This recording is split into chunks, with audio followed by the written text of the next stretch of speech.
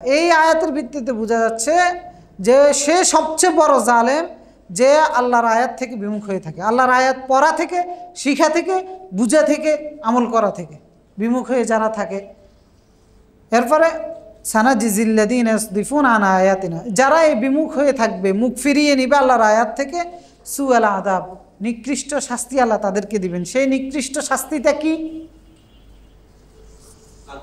জাহান্নাম। কোরআনের আলো মেখে আলোকিত হই, আধারের শত পথ মারিয়ে। পরীক্ষা করতেছেন, কাউকে না দিয়ে পরীক্ষা করতেছেন, পরীক্ষা চলতেছে। বিষয়টা এই নয় যে আপনাকে অপছন্দ করে এই কারণে সন্তান দেয় নাই, অমুকেরও পছন্দ করে অমুকেরও সন্তান দিয়ে রেখেছে। বিষয়টা এই নয় আপনারা পছন্দ করে না এই কারণে সম্পদ দেয় নাই, আর অমুকের করে অমুকের দিয়ে রেখেছে। না, বিষয়টা হচ্ছে আল্লাহ তাআলা এখানে বললেন লিয়াবলুয়াকুম ফীমা আতাকুম, তোমাদের যাকে যা দিয়েছি সেটা দিয়ে পরীক্ষা করার জন্য। যা দিয়েছি সেটা দিয়ে পরীক্ষা চলতেছে, কারণ এই দুনিয়াটা পরীক্ষার জায়গা। এখানে পরীক্ষা দিয়ে আমি পরকালের ভাগ্য নির্ধারণ করব। ফারিকুম ফিল জান্নাহ ওয়া ফারিকুম ফিস সাঈর, একদল জান্নাতি হবে আরেকদল জাহান্নামী হবে। এখন ইন্না রাব্বাকা সারিউল ইকাব, আপনার রব শাস্তি দানে দ্রুত। অর্থাৎ বিষয়টা এমন নয় যে পাপের বোঝা এত বড় হয়ে গেছে যে হিসাব করে কুলাইতে পারবেন না আল্লাহ। ইন্না রাব্বাকা সারিউল ইকাব, অসংখ্য জায়গায় বলে সারিউল হিসাব, দ্রুত হিসাব গ্রহণকারী। সব কিছুর হিসাব আল্লাহ রাব্বুল আলামিন দ্রুত নিতে পারেন। শাস্তি দানেও অত্যন্ত দ্রুতগামী। অর্থাৎ যারা আল্লাহর শাস্তিকে ভয় পাচ্ছে না, আল্লাহর বিধান অমান্য করতেছে, তাদের জন্য এটা হুঁশিয়ারি যে দ্রুত আল্লাহ শাস্তি দিতে পারেন। ওয়া ইন্নাহু লাগাফুরুর রাহিম, আবার একবার হতাশও করে দেন নাই যে একবারে হতাশও হয়ে যায় না, নিশ্চয়ই তোমার রব ক্ষমাশীল এবং দয়ালু। সুতরাং শাস্তি নিবা নাকি ক্ষমা নিবা, সিদ্ধান্ত তোমার কাছে। মানে এতটা স্বাধীনতা আল্লাহ মানুষকে দিয়েছেন। ওয়া ইন্নাহু লাগাফুরুর রাহিম। এর মাধ্যমে আলহামদুলিল্লাহ আমাদের সূরা আনআমের তাফসীর শেষ হয়েছে। ইনশাআল্লাহ সামনে আমরা সূরা আরাফের উপরে শুরু করব। অনেকগুলো গুরুত্বপূর্ণ বিষয় সূরা আনআমের উপরে আলোচনা হয়েছে। গুরুত্বপূর্ণ বিষয় বলতে যেগুলো একজন মানুষের জন্য সবচেয়ে বেশি গুরুত্বপূর্ণ, বিশেষ করে মানুষের বিশ্বাস। অনেকে অনেকগুলো পর্বতে ছিলেন, মনে হয় না কেউ একবারে সবগুলো পর্বতে ছিলেন বলি, কিন্তু আমি তো ছিলাম, যার কারণে আমি আলহামদুলিল্লাহ আমি অনেক উপকৃত হয়েছি। বিশেষ করে আমার ইমানের ক্ষেত্রে, বিশ্বাসগুলোর ক্ষেত্রে আমি এত কিছু জেনেছি এই সূরা আনআমের মধ্যে, যা আমার হায়াতের গত 30 বছর 32 বছরও জানি নেই। অনেক কিছু পরিবর্তন হয়েছে, অনেক কিছু মানে আল্লাহর প্রতি ইমানের যে মাঝে মধ্যে মনের মধ্যে যে সমস্ত উকি ঝুঁকি ওগুল দিত, ওয়াসওয়াসাগুলো আসতো, কিচ্ছু এখন আলহামদুলিল্লাহ আসে না। কারণ হচ্ছে সব কিছুর জবাব মনে হয় যেন সূরা আনআমের মধ্যে পেয়েছি। তো এই সূরা আনআম মক্কায় নাজিল হওয়ার কারণ হচ্ছে এইটা, কারণ মক্কার মানুষ প্রথমে কোনো শরীয়তের কোনো বিধান আসে নাই। মানুষের প্রথমে বিশ্বাসের জায়গাগুলোকে সংশোধন করার জন্য আল্লাহ কোরআন আয়াতগুলো নাজিল করেছেন। তো এই কারণে সূরা আনআমের মধ্যে বিশ্বাসের জায়গাগুলো যেন সংশোধন হয় এরকম বক্তব্যটাই বেশি এসেছে। এক্ষেত্রে যে সমস্ত বিষয়গুলোর ক্ষেত্রে শিরিক হয় সেগুলোর বর্ণনা এসেছে।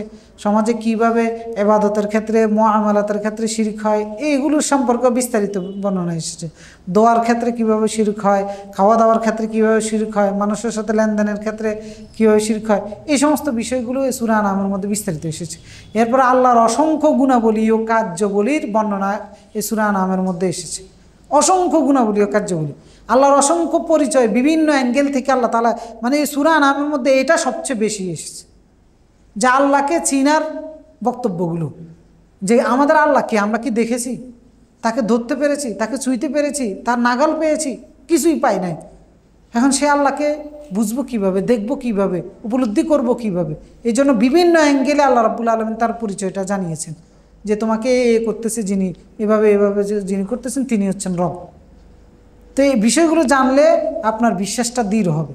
আপনি 24 ঘন্টা আল্লাহকে খুঁজে পাবেন, যে কোনো কিছুর মধ্যে খুঁজে পাবেন। কারণ আপনি তো জানেন এখানে আল্লাহর কাজ কি, ওখানে আল্লাহর কাজ কি, এখানে আল্লাহর অবদান কি, ওখানে আল্লাহর অবদান কি। আপনার সকালে আল্লাহ আপনার জন্য কী করতেছে, দুপুরে কী করতেছে, বিকেলে কী করতেছে, রাত্রে কী করতেছে, আপনার খাওয়ার ক্ষেত্রে কী করতেছে, আপনার জীবন যাপনের ক্ষেত্রে কী করতেছে, আপনাকে বিপদ থেকে উদ্ধার করার ক্ষেত্রে কী করতেছে, এগুলো সব কিছুর ক্ষেত্রে আপনি যখন জানবেন যে কোন জায়গায় কীভাবে আল্লাহ করতেছে, তখন অটোমেটিকলি আপনার আল্লাহর উপরে বিশ্বাসটা বাড়বে। তো সূরা আনাম হচ্ছে ওইরকম একটা সূরা। এই জন্য আমরা আহ্বান থাকবে, আমরা নিজেরা আলহামদুলিল্লাহ এখানে করেছি, এখানে শিখেছি, তার পাশাপাশি নিজেরাও এই সূরাটা বেশি বেশি পড়ব তাফসীর সহকারে, যাতে করে আল্লাহ সম্পর্কে আমরা বিস্তারিত জ্ঞান জানতে পারি। কারণ জ্ঞানের সবচেয়ে মৌলিক ধাপ জ্ঞান, ইসলামের শরিয়ার জ্ঞান বলতে যেটা বোঝানো হয় এটা হচ্ছে আল্লাহর পরিচয়। জ্ঞান অর্জন করা বলতে যেটা বোঝানো হয় সেটা হচ্ছে যে আল্লাহর ব্যাপারে যে যত বেশি জানবে সেটাই হচ্ছে সে তত বেশি জ্ঞানী। যে আল্লাহর ব্যাপারে যত বেশি জানে সে তত বেশি জ্ঞানী। একটা মানুষ দুনিয়াতে আসার পর তার মৌলিক দায়িত্ব হচ্ছে যে আল্লাহর ব্যাপারে আগে জ্ঞান অর্জন করা। ফাআলাম আন্নাহু লা ইলাহা ইল্লাল্লাহ, আল্লাহ ছাড়া কোনো ইলাহ নাই। অর্থাৎ সেই ইলাহকে খুঁজে নেওয়া একটা মানুষের প্রথম দায়িত্ব, প্রথম জ্ঞান অর্জন করার দায়িত্ব হচ্ছে আল্লাহ সম্পর্কে জানা। তো আলহামদুলিল্লাহ সূরা আনামের মধ্যে আমরা এই বিষয়ে বিস্তারিত জানতে পেরেছি। সূরা আরাফের মধ্যেও এরকম বিষয়গুলো অনেকগুলো আসবে, বিভিন্ন সময় আমরা আলোচনা করবো ইনশাআল্লাহ। তো আজকে যে আলোচনা করেছি এই আলোচনার ভিত্তিতে আমরা আমল যেন করতে পারি, আমাদের চিন্তা চেতনাগুলো পরিবর্তন করতে পারি, আল্লাহ তাআলা সেই তৌফিক দান করুন। যে সময় আমরা এখানে কাটিয়েছি এই সময়ের উপযুক্ত বিনিময়ে আল্লাহ রাব্বুল আলামিন আমাদেরকে দান করুন, এবং এই সময়টাকে আমাদেরকে কিয়ামতের ময়দানে নাজাতের উসিলা বানিয়ে দেন। এবং এই সময়টাকে, যে সময়টা আমরা এই সূরা আনামের সাথে কাটিয়েছি, এই সূরা আনাম থেকে যে হেদায়েতের গাইডলাইন আমরা পেয়েছি, এই হেদায়েতের পরিপূর্ণ গাইডলাইন নিয়ে যেন আমরা জীবন সাজাতে পারি সেই তৌফিক আমাদের সকলকে দান করুন। সুবহানাকাল্লাহুম্মা বিহামদিকা আশহাদু আল্লা ইলাহা ইল্লা আনতা আস্তাগফিরুকা ওয়া আতুবু ইলাইক। তারা বলল ইয়াকুলুল্লাহ, আল্লাহ। তো যখন তাদেরকে বলা হতো যে মূর্তির পূজা ছেড়ে দাও, সে আল্লাহর ইবাদত করো, মূর্তির কাছে সাহায্য প্রার্থনা ছেড়ে দাও, আল্লাহর কাছে চাও। মূর্তির কাছে অসুস্থ হলে মান্নত করা অথবা কোনো কিছুতে বিপদ থেকে উদ্ধার হওয়ার জন্য যে মূর্তির সামনে জবাই করো, এটা ছেড়ে দাও। তখন তারা আবার এগুলো অস্বীকার করে। তো রাসূল তাদেরকে এগুলো শিক্ষা দিচ্ছেন। রাসূল তারপরে তাদেরকে বলতে আগাইরাল্লাহি আবগি রাব্বা, আচ্ছা তোমরাই বলো আল্লাহকে রব হিসাবে আমি বাদ দিয়ে অন্য কাউকে রব হিসাবে মানবো? ওয়া হুয়া রব্বু কুল্লি শাই, তিনি তো শুধু আমার রব নয়, তোমার রব নয়, রব্বু কুল্লি শাই, যা কিছু আছে সব কিছুর রব। সব কিছুকে দেখভাল কে করতেছেন? আল্লাহ। ওয়ালা তাকসিবু কুল্লু নাফসিন ইল্লা আলাইহা, প্রত্যেক ব্যক্তি তার জন্য যেটা আছে সেটা ছাড়া আর কিছুই উপার্জন করতে পারবে না। অর্থাৎ যেটা বরাদ্দ আছে অথবা তার ভাগ্যে যেটা লেখা আছে এর চাইতে বেশি কিছু সে করতে পারবে না। ওয়ালা তাযরু ওয়াজিরাতুন উযরা উখরা, কেউ কারো পাপের বোঝা বহন করবে না। একজনের পাপের বোঝা আরেকজন বহন করবে না। এটা একটু ব্যাখ্যা রাখে যে একজনের পাপের বোঝা আরেকজন বহন করবে না, এটার অর্থটা কি? অর্থ হচ্ছে পাপ করেছেন আপনি, এটার সাথে আমার কোনো সম্পর্ক নাই, সুতরাং আমি আপনার পাপের বোঝা বহন করব না।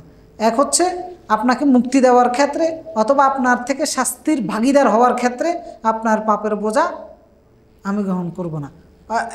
আরেক হচ্ছে আপনি যে পাপ করেছেন এইটার শাস্তি মওকুফ করার ক্ষেত্রে আমার কোনো হাত নাই, মানে আমি কিছুই করতে পারবো না, মানে বহন করবো না। অর্থাৎ রাসূলুল্লাহর মাধ্যমে তাদেরকে এটা জানিয়ে দেওয়া হচ্ছে যে তোমরা যে পাপ করতেছ সেই পাপের দায়ভার আমার নয়, অর্থাৎ আমি এই পাপের জন্য তোমাদেরকে দায় মুক্তি দিতে পারবো না।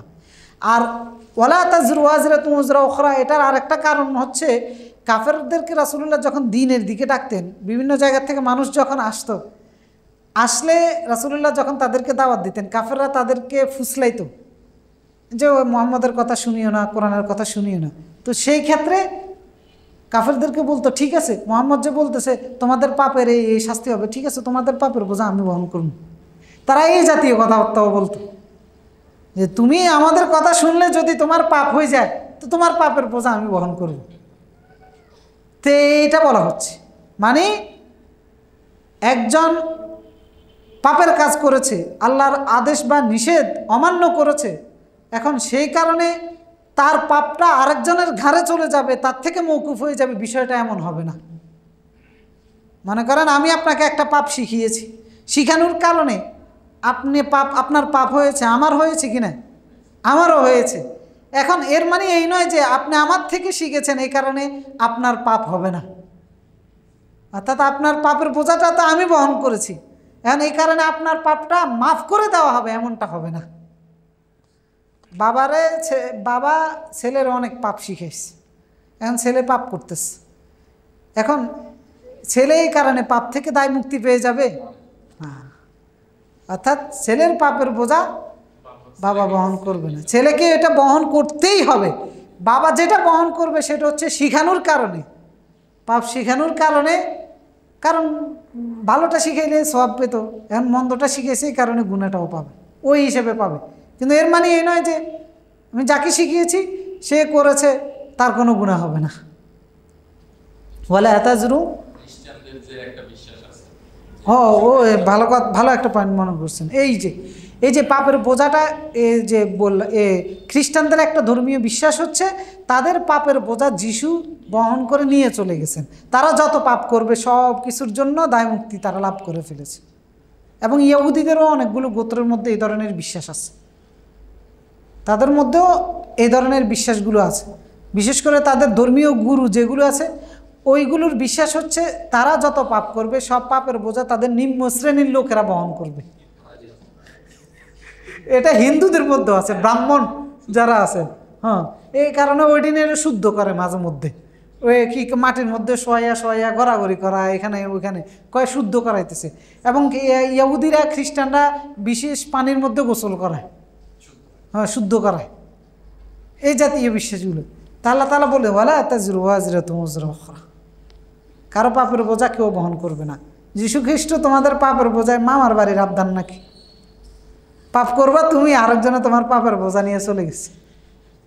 মানে শয়তানি করার জন্য কত যুক্তি দেখায় যে আমি জেনা করব, আরাম করবা তুমি, আর আরেকজনের শাস্তি ভোগ করবে। ডাক্তার জাকির নায়ক এক খ্রিস্টানদেরকে এটা নিয়ে প্রশ্ন করছিল, ঠিক আছে আমি এখন আপনারা হত্যা করে ফেলবো, আমি খ্রিস্টান হিসেবে, আমার কোনো শাস্তি দিতে পারবেন না, কারণ আমার পাপের বোঝা তো যিশু নিয়ে চলে গেছে। এত করে গেছি বলে তাজিরু ওয়াজিরাতুন উযরা উখরা, কারো পাপের বোঝা কেউ বহন করবে না। সুম্মা ইলা রাব্বিকুম মারজিউকুম ফায়ুনাব্বিউকুম বিমা কুনতুম তাখতালিফুন। এই যে অতীতের জাতিদেরকে টেনে নিয়ে আসা হয়, অমুককে টেনে নিয়ে আসা হয়, আল্লাহ তাআলা সেই টানাটানির কথা বাদ দিয়ে বললেন যে তাদের ফয়সালা তোমরা সবাই কার কাছে ফেরত যাবা? আল্লাহর কাছে ফেরত যাবা। আল্লাহ তাআলা তোমাদেরকে জানাবেন বিমা কুনতুম তাখতালিফুন, তারা যে সমস্ত বিষয়গুলো নিয়ে ইখতিলাফ করেছে। এরপরে সর্বশেষ আয়াত ওয়াল্লাযী জাআলাকুম খালাইফাল আরদ ওয়া রাফা'a বা'দাকুম ফাওকা বা'দ, এই জমিনের তিনিই তোমাদেরকে এই জমিনের মধ্যে স্থলাভিষিক্ত করেছেন। ওয়া রাফা'a বা'দাকুম ফাওকা বা'দিন দারাজাত, তোমাদের একজনের উপরে আরেকজনের পদমর্যাদা কে দিয়েছেন? আল্লাহ দিয়েছেন। লিয়াবলুয়াকুম ফীমা আতাকুম, কেন দিয়েছেন? তোমাদেরকে পরীক্ষা করার জন্য। ইন্না রাব্বাকা সারিউল ইকাব, তোমার রব নিশ্চয়ই দ্রুত শাস্তি দানকারী। ওয়া ইন্নাহু লাগাফুরুর রহিম, আবার তিনি ক্ষমাশীল এবং দয়ালু। সর্বশেষ আয়াতে আল্লাহ তাআলা হুয়াল্লাযী জাআলাকুম খালাইফাল আরদ, এই জমিনে আমাদেরকে স্থলাভিষিক্ত কে করেছেন? কে করেছেন? আল্লাহ করেছেন। খালাইফ মানে বলা হয় তাকে যারা স্থলাভিষিক্ত হয়, এক প্রজন্ম চলে যায় আরেক প্রজন্ম আসে, আমি চলে যাব, আমার পরবর্তী প্রজন্মকে আল্লাহ আমার জায়গায় বসবাস করাইতে পারেন অথবা অন্য জায়গায়ও বসবাস করাইতে পারেন। আমার বাবা চলে গেছে, আমার বাপের বাড়িতে আমাকে বসবাস করাচ্ছেন কে? আল্লাহ। এভাবে প্রত্যেকটা প্রজন্ম আমাদের 1400 বছর 1500 বছর আগের প্রজন্ম চলে গেছে, তাদের জায়গাগুলোতে মানুষ বসবাস করতেছে না, এগুলো কে করাচ্ছেন? আল্লাহ। এ কারণে আল্লাহ তাআলা বলেছেন আসমান জমিনের উত্তরাধিকার কেউ নন, কে? লিল্লাহি মিরাসুস সামাওয়াতি ওয়াল আরদ, আসমান এবং জমিনের মিরাস উত্তরাধিকার সম্পত্তি কার? আসলেই আমাদের না। আমরা বলি আর কি যে আমার সন্তানের জন্য উত্তরাধিকার, আসলে কি সে মালিক হয়? সেও তো এটা ছেড়ে চলে যায়, সে শুধু ব্যবহার করার অনুমতি পাচ্ছে কিছু সময়, এর পরবর্তীতে আল্লাহ মালিক হচ্ছে, আল্লাহ আরেকজনকে মালিক বানাচ্ছে। আমি চাইলেও কাউকে মালিক বানাইতে পারি না। আমার বাবা রেখে গেছে কত সম্পত্তি, দেখা গিয়েছে সেই সম্পত্তি আমার আশেপাশের চাচাতো জ্যাঠাতো ভাইরা কিনে তারা বসবাস করতেছে। এই যে রামপুরার আশেপাশের জায়গা জমিনগুলো আপনারা খোঁজ নিয়ে দেখেন, একজন বা দুইজনের মালিকানার জায়গা, এখন হাজারো মানুষ, আসল মেইন মালিক যিনি উনি ফকির হয়ে গেছে, আর আশেপাশের লোকেরা কিনে তারা ধনী হয়ে গেছে। আর যারা স্থানীয় আছেন এরকম ঘটনায় এখানে আশেপাশের জায়গা সবগুলোর ক্ষেত্রে হয়েছে। এখন তো দেখেন, এখন তাদের থেকে যারা কিনছে তারা হয়ে গেছে অনেক কোটিপতি, আর তারা হয়ে গেছে ওই কোটিপতির যার কাছে বিক্রি করেছে তার আশ্রয়ে তারা আছে। তা আসলে মালিক কে? আল্লাহ। আপনার সন্তানের জন্য রেখে গেলেও সে মালিক নয়।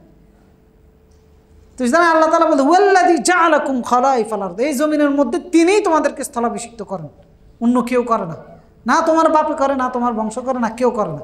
খলাইফাল আরদ ওয়া রাফা'a বা'দাকুম ফাওকা বা'দ। একজনের উপর আরেকজনের পদমর্যাদা আছে কিনা বিভিন্ন কারণে, সম্মানের কারণে আছে, টাকা পয়সার কারণে আছে, পদ পদবীর কারণে আছে, শিক্ষার কারণে আছে, এরপরে ইলমি যোগ্যতার কারণে আছে, আরও নানান রকম কারণে একজনের উপর আরেকজনের যে নানান রকমের যোগ্যতা আছে, এগুলো কার দেওয়া? আল্লাহ তাআলা দেওয়া। ওয়া রাফা'a বা'দাকুম ফাওকা বা'দিন দারাজাত। তো এখন এইগুলো আপনার আর আমার কাছে অযৌক্তিক মনে হতে পারে, বেইনসাফিও মনে হতে পারে মাঝে মধ্যে। আল্লাহ যে এই পার্থক্যগুলো করেছে, কাউকে টাকা বেশি দিয়েছে কম দিয়েছে, কাউকে সম্মান বেশি দিয়েছে কম দিয়েছে, আল্লাহ সেটারও জবাব দিয়ে দিয়েছেন লিয়াবলুয়াকুম ফীমা আতাকুম। এটা কেন করেছেন? তিনি তোমাদেরকে যা দিয়েছেন সেটা দিয়ে পরীক্ষা করার জন্য। আপনারে বেশি দিয়ে পরীক্ষা করতেছে, আপনাকে আমাকে কম দিয়ে পরীক্ষা করতেছে, আপনাকে বাড়ি দিয়ে পরীক্ষা করতেছে, আপনাকে বাড়ি না দিয়ে পরীক্ষা করতেছে, আপনাকে সৌন্দর্য দিয়ে পরীক্ষা করতেছে, আমাকে সৌন্দর্য না দিয়ে পরীক্ষা করতেছে। একজন ওয়াজআলনা বা'দাকুম লিবা'দিন ফিতনা, সূরা ফুরকানের মধ্যে বলেছেন তোমরা একে অন্যের জন্য পরীক্ষা স্বরূপ। আপনার অর্থাৎ আপনি আমার জন্য পরীক্ষা স্বরূপ, আমি আপনার জন্য পরীক্ষা স্বরূপ। আপনাকে আল্লাহ অনেক ধন সম্পদ দিয়েছে, আমাকে গরিব বানিয়ে রেখেছে, আপনার জন্য আমি পরীক্ষা স্বরূপ। কিভাবে? আপনি যাকাত দেন কিনা আমাকে, আল্লাহ এটা পরীক্ষা নিচ্ছে আপনার কাছ থেকে সম্পদ দিয়ে। আর আমাকে গরিব বানিয়েছে, আমি আপনার জন্য পরীক্ষা স্বরূপ। অর্থাৎ আমি গরিব হয়ে আল্লাহ শুকরিয়া আদায় করে আল্লাহর কাছে কৃতজ্ঞ থাকি কিনা, আপনার জন্য এটা পরীক্ষা স্বরূপ। আপনার জন্য পরীক্ষা স্বরূপ হচ্ছে যে দেখো এই গরিব লোকটা সম্পদ না থাকা সত্ত্বেও আল্লাহর গুণগান গায়, আল্লাহর কৃতজ্ঞতা আদায় করে, নামাজ পড়ে, রোজা রাখে, আল্লাহর দিন মেনে চলে। আর তোমাকে আল্লাহ এত সম্পত্তি দিয়েছে, তুমি তারপরেও আল্লাহর দিন মেনে চলো না, নামাজ পড়ো না, যাকাত দাও না, রোজা রাখো না। তো তার মানে উভয়ের জন্য পরীক্ষা শুরু। সুতরাং এখানে যে বেশকমটা হয়েছে এগুলোর অনেকগুলো কারণ আছে, অনেকগুলো কারণ আল্লাহ তাআলা কোরআনের বিভিন্ন জায়গায় বলেছেন। আমরা তো সময় নেই এই কারণে, তো এই বিভিন্ন জায়গায় বিভিন্ন কিছু বলেছেন, তবে মূল একটা জায়গা সেটা এখানে বলেছেন, সেটা হচ্ছে পরীক্ষা, একে অন্যের জন্য পরীক্ষা শুরু। আপনার সন্তান দিয়ে উদাহরণ দিই কীভাবে, মনে আসতেছে না এখন কীভাবে উদাহরণ দেওয়া যায়। তো ইহুদিরা দাবি করতো যে ইব্রাহিম আলাইহিস সালাম হচ্ছেন আমাদের দলের লোক, খ্রিস্টানরা দাবি করতো যে আমাদের দলের লোক, মক্কার মুশরিকরা, কারণ ওনাকে সবাই শ্রদ্ধা করত। এরকম একজন ব্যক্তি আমাদের দেশে বলেন তো সর্বজন শ্রদ্ধেয়? হ্যাঁ, আসলে আমরা যে জগতে আছি, আমরা তো ধর্মীয় লাইনে আছি, তো আমাদের নজরে সবসময় ধর্মীয় লাইনের বিভক্তিগুলো নজরে আসে, এর বাহিরের যেগুলো এগুলো আমাদের গণনায় তেমন একটা আসে না। তো হ্যাঁ, যেমন আমি আবদুল্লাহ জাহাঙ্গীর স্যার রাহিমাহুল্লাহর কথা বলি, ওনারা দেখেন আল্লাহ হাদিসের লোকরা বলে যে আমাদের দলের লোক, কি কয় পীর পূজারি যেটি আছে এটি বলে যে আমাদের দলের লোক, কারণ উনি পুরপুরের পীর সাহেবের মেয়ের জামা বিয়ে করছেন। হ্যাঁ, এবং জামাতের কিছু লোকরা বলে যে উনি হচ্ছেন আমাদের লোক, কারণ হচ্ছেন উনি এমন একটা ব্যক্তিত্ব তৈরি করেছেন সবার কাছে শ্রদ্ধনীয়। হ্যাঁ, তো এই কারণে সবাই ওনারা দিয়া বুঝাইতে চায় যে উনি আমাদের পক্ষে ছিলেন, তার মানে আমরা সঠিক। মানে ওনারে টানার কারণটা হচ্ছে এটা, বুঝাইতে চায় যে উনি আমাদের সাথে ছিলেন, তার মানে আমরা সঠিক। হ্যাঁ, মানে তো ইব্রাহিম আলাইহিস সালামের ক্ষেত্রে এই বিষয়টা ঘটতো মক্কার মুশরিকরা। তা আল্লাহ তাআলা এখানে এসে সেটা বলতেছেন, হে রাসূল আপনি বলে দেন মক্কার মুশরিকদেরকে, ইন্নানি হাদানি রব্বি ইলা সিরাতিন মুস্তাকিম, যে নিশ্চয়ই আমার রব আমাকে হেদায়েত দিয়েছেন সিরাতাল মুস্তাকিমের মধ্যে। অর্থাৎ আমাকে ইহুদিরা হেদায়েত দেয় নাই, খ্রিস্টানরা হেদায়েত দেয় না, অন্য কেউ আমাকে পথ দেখায় না, আমাকে আমার রব পথ দেখিয়েছেন। সেই সিরাতুল মুস্তাকিমটা কি? দীনান কাইয়িমান, একদম মানে সোজা দণ্ডায়মান প্রতিষ্ঠিত দিন, জীবন ব্যবস্থা। অর্থাৎ কাইয়িমান বলার কারণ হচ্ছে এটা অতীত থেকে এই দিন প্রতিষ্ঠিত হয়ে আসছে, এটা এরকম নয় যে নতুন এসেছে। মিল্লাতা ইব্রাহিম হানিফা, এটা হচ্ছে একনিষ্ঠ ইব্রাহিম আলাইহিস সালামের আদর্শ। মানে রাসূলুল্লাহ দাবি করলেন যে ইব্রাহিম আলাইহিস সালাম আমার দলের লোক, এরা দাবি করতো ওদের দলের লোক। ইব্রাহিম আলাইহিস সালাম বললেন যে না, আল্লাহ আরও অনেক জায়গায় বললেন, যেমন সূরা আলে ইমরানে বললেন যে ইন্না আউলান নাস বিইব্রাহিম লাল্লাযীনা ইত্তাবাউ হাযান নাবিয়্যু ওয়াল্লাযীনা আমানু ওয়াল্লাহু ওয়ালিয়্যুল মুমিনিন, যে ইব্রাহিমের আসল অধিকার হকদার, তার নীতি আদর্শের হকদার হচ্ছেন হাযান নাবিয়্যু ওয়াল্লাযীনা আমানু, এই নবী এবং তার সাথে যারাই ঈমান এনেছে তারা। অন্য কেউ না। মা কানা ইব্রাহিম ইয়াহুদিয়্যা ওয়ালা নাসরানিয়্যা, ইব্রাহিম ইহুদিও ছিল না, নাসারাও ছিল না, ওয়ালাকিন কানা হানিফাম মুসলিমা, একনিষ্ঠ মুসলিম ছিলেন তিনি। তো এর দ্বারা বোঝা যাচ্ছে যে আমাদেরকে কি হইতে হবে? মুসলিম হইতে হবে। আমাদেরকে নো হানাফি, নো শাফি, নো আহলে হাদিস, নো মুক্তম হইতে হবে, একটা মুসলিম। রাসূলকে আল্লাহ এই শিক্ষা দিচ্ছেন। মুসলিম না হতে চাইলে আপনাকে হাজারো যুক্তি দেখাইতে হবে, আর মুসলিম পরিচয় দিতে হইলে আপনার কোনো যুক্তি লাগবে না। আল্লাহ তাআলা বলছেন, ইয়া আইয়ুহাল্লাযীনা আমানু তাকুল্লাহা হাক্কা তুকাতিহি ওয়া লা তামুতুন্না ইল্লা ওয়া আনতুম মুসলিমুন, হে ইমানদারগণ, তোমরা আল্লাহকে ভয় করো, ভয় করার মতো, মুসলিম না হয়ে মরো না। তা আমরা কি জীবিত থাকবো অমুক তমুক হয়ে? আমরা বাঁচবো মুসলিম হয়ে, মরবো মুসলিম হয়ে। ওয়া লা তামুতুন্না ইল্লা ওয়া আনতুম মুসলিমুন। ইয়াকুব আলাইহিস সালাম তার সন্তানদেরকে বলেছে, মুসলিম না হয়ে মরো না। তো কেমনে তোমরা ইয়াকুবের সন্তানরা দাবি করো ইয়াকুব এবং তার পূর্বপুরুষ ইহুদি ছিল, খ্রিস্টান ছিল, সে বলেছে মুসলিম না হয়ে মরো না। কেমনে তোমরা দাবি করো ইব্রাহিম ইহুদি ছিল, খ্রিস্টান ছিল?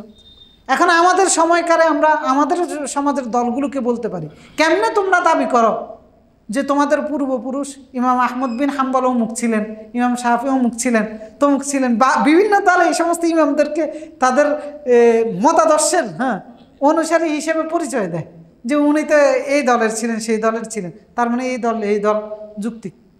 তো এই পরিচয়টা কি ইহুদি আর খ্রিস্টানরা ইব্রাহিমকে নিয়ে যে টানাটানি করতো সেটার মতো হয়ে গেল না? একই রকম হয়ে গেল। বিভক্ত করা যাবে না। পরিচয় একটা মুসলিম। হ্যাঁ, মুসলিমের মধ্যে ভালো আছে, মন্দ আছে, আল্লাহ সেই ভিত্তিতে ফয়সালা করবেন। আল্লাহ তাআলা সম্ভবত সূরা শুরার মধ্যে বলেছেন যে ফামিনহুম মুক্তাসিদা ফামিনহুম সাবিকুনা বিল খায়রাত ওয়া মিনহুম মুক্তাসিদা ফামিনহুম যালিমুন লিনাফসি ওয়া মিনহুম মুক্তাসিদা ওয়া মিনহুম সাবিকুন বিল খায়রাত। 3 দলের কথা বলেছেন। তাদের মধ্যে এক দল হচ্ছে যারা কল্যাণের ক্ষেত্রে অগ্রগামী হয়ে গেছে, এমন মুসলমান যে সবসময় ন্যাক আমল করতো, বদ আমলের কোনো সংস্পর্শ তার ধারের কাছেও নাই। তো এরা কল্যাণের ক্ষেত্রে অগ্রগামী হয়ে গেছে, কোনো বদ আমল নাই।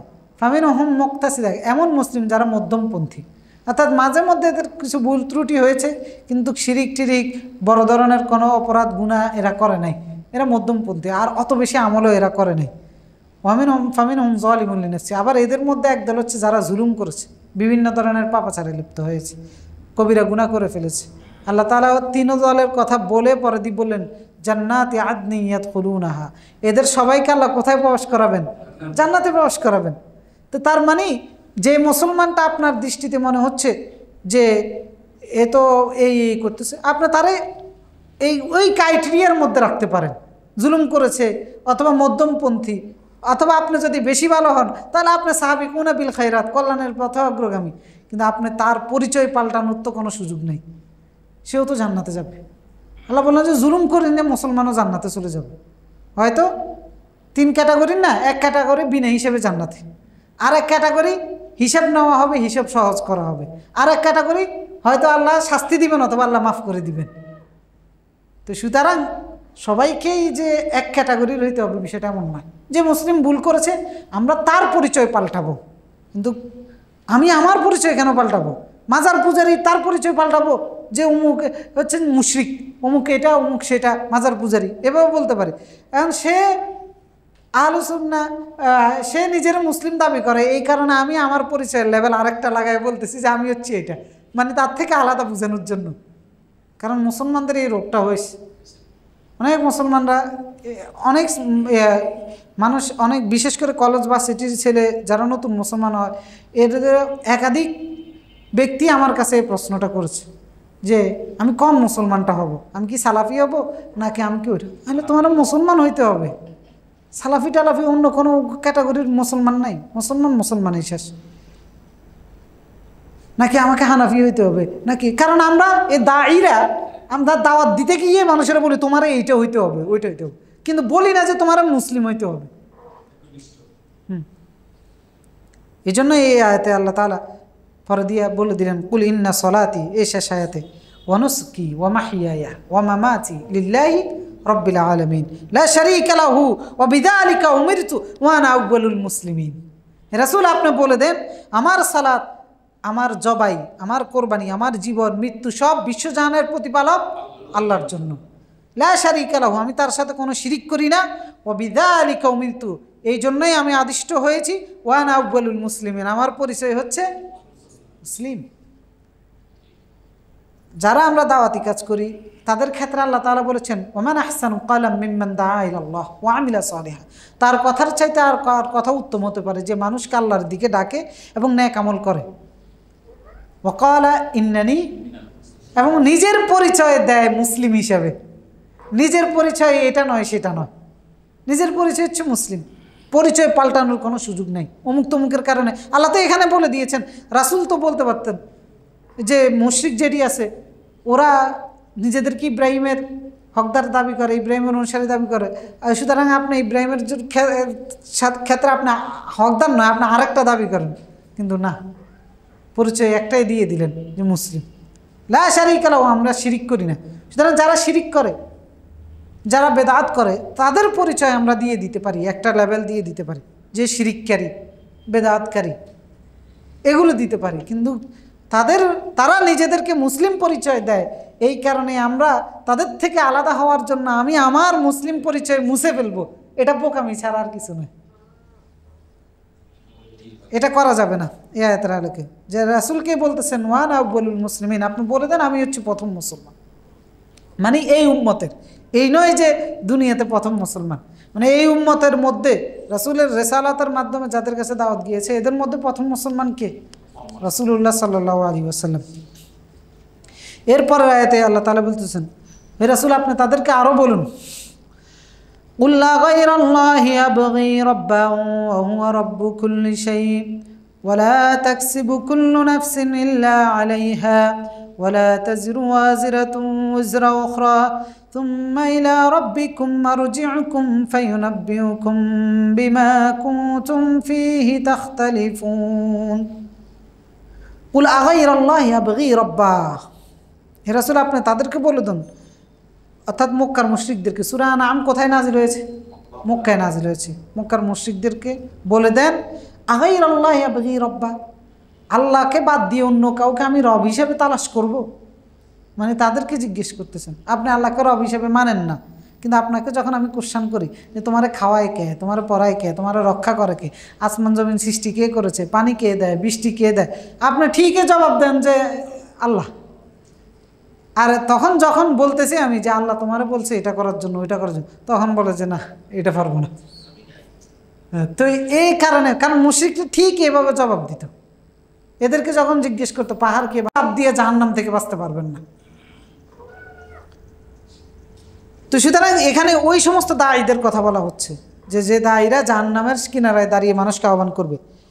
তো তখন হুযায়ফা ইবনে ইয়ামান রাদিয়াল্লাহু তাআলা আল্লাহ রাসূলকে বললেন যে এইরকম অবস্থা যদি হয়ে যায় তখন আপনি ফামাযা তা'মুরুনি ইন আদরাকানি যালিক, ওই সময়টা যদি আমি পেয়ে যাই তাহলে আপনি আমাকে কি নির্দেশ দিবেন, আমি কি করব?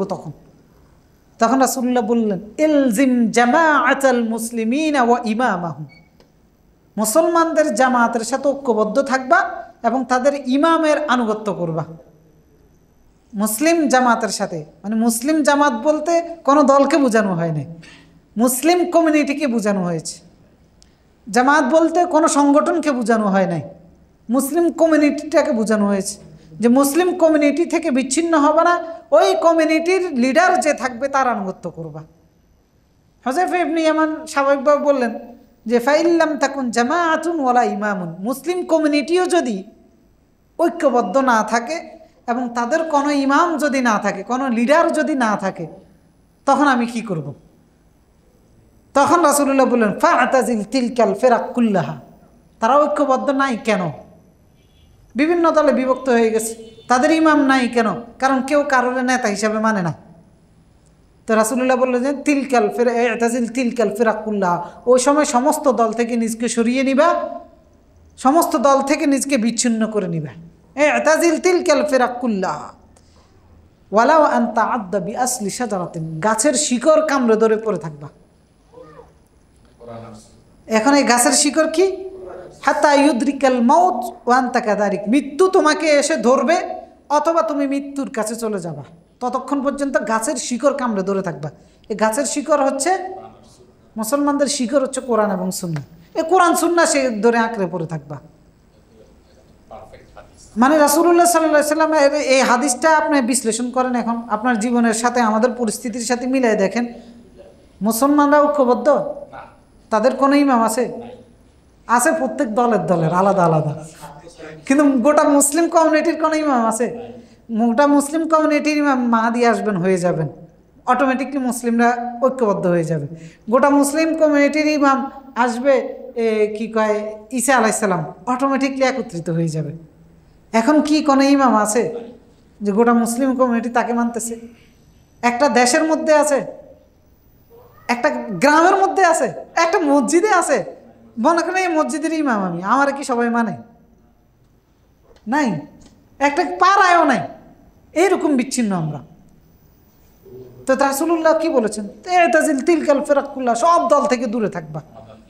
তো এখন এখানে আমাদের একটা প্রশ্ন আসতে পারে যে সব দল থেকে দূরে থাকলে, মুসলিম কমিউনিটির মতো অসংখ্য দল আছে যারা অসংখ্য ভালো কাজ করে, মন্দকে প্রতিহত করে, ভালো কাজও করে।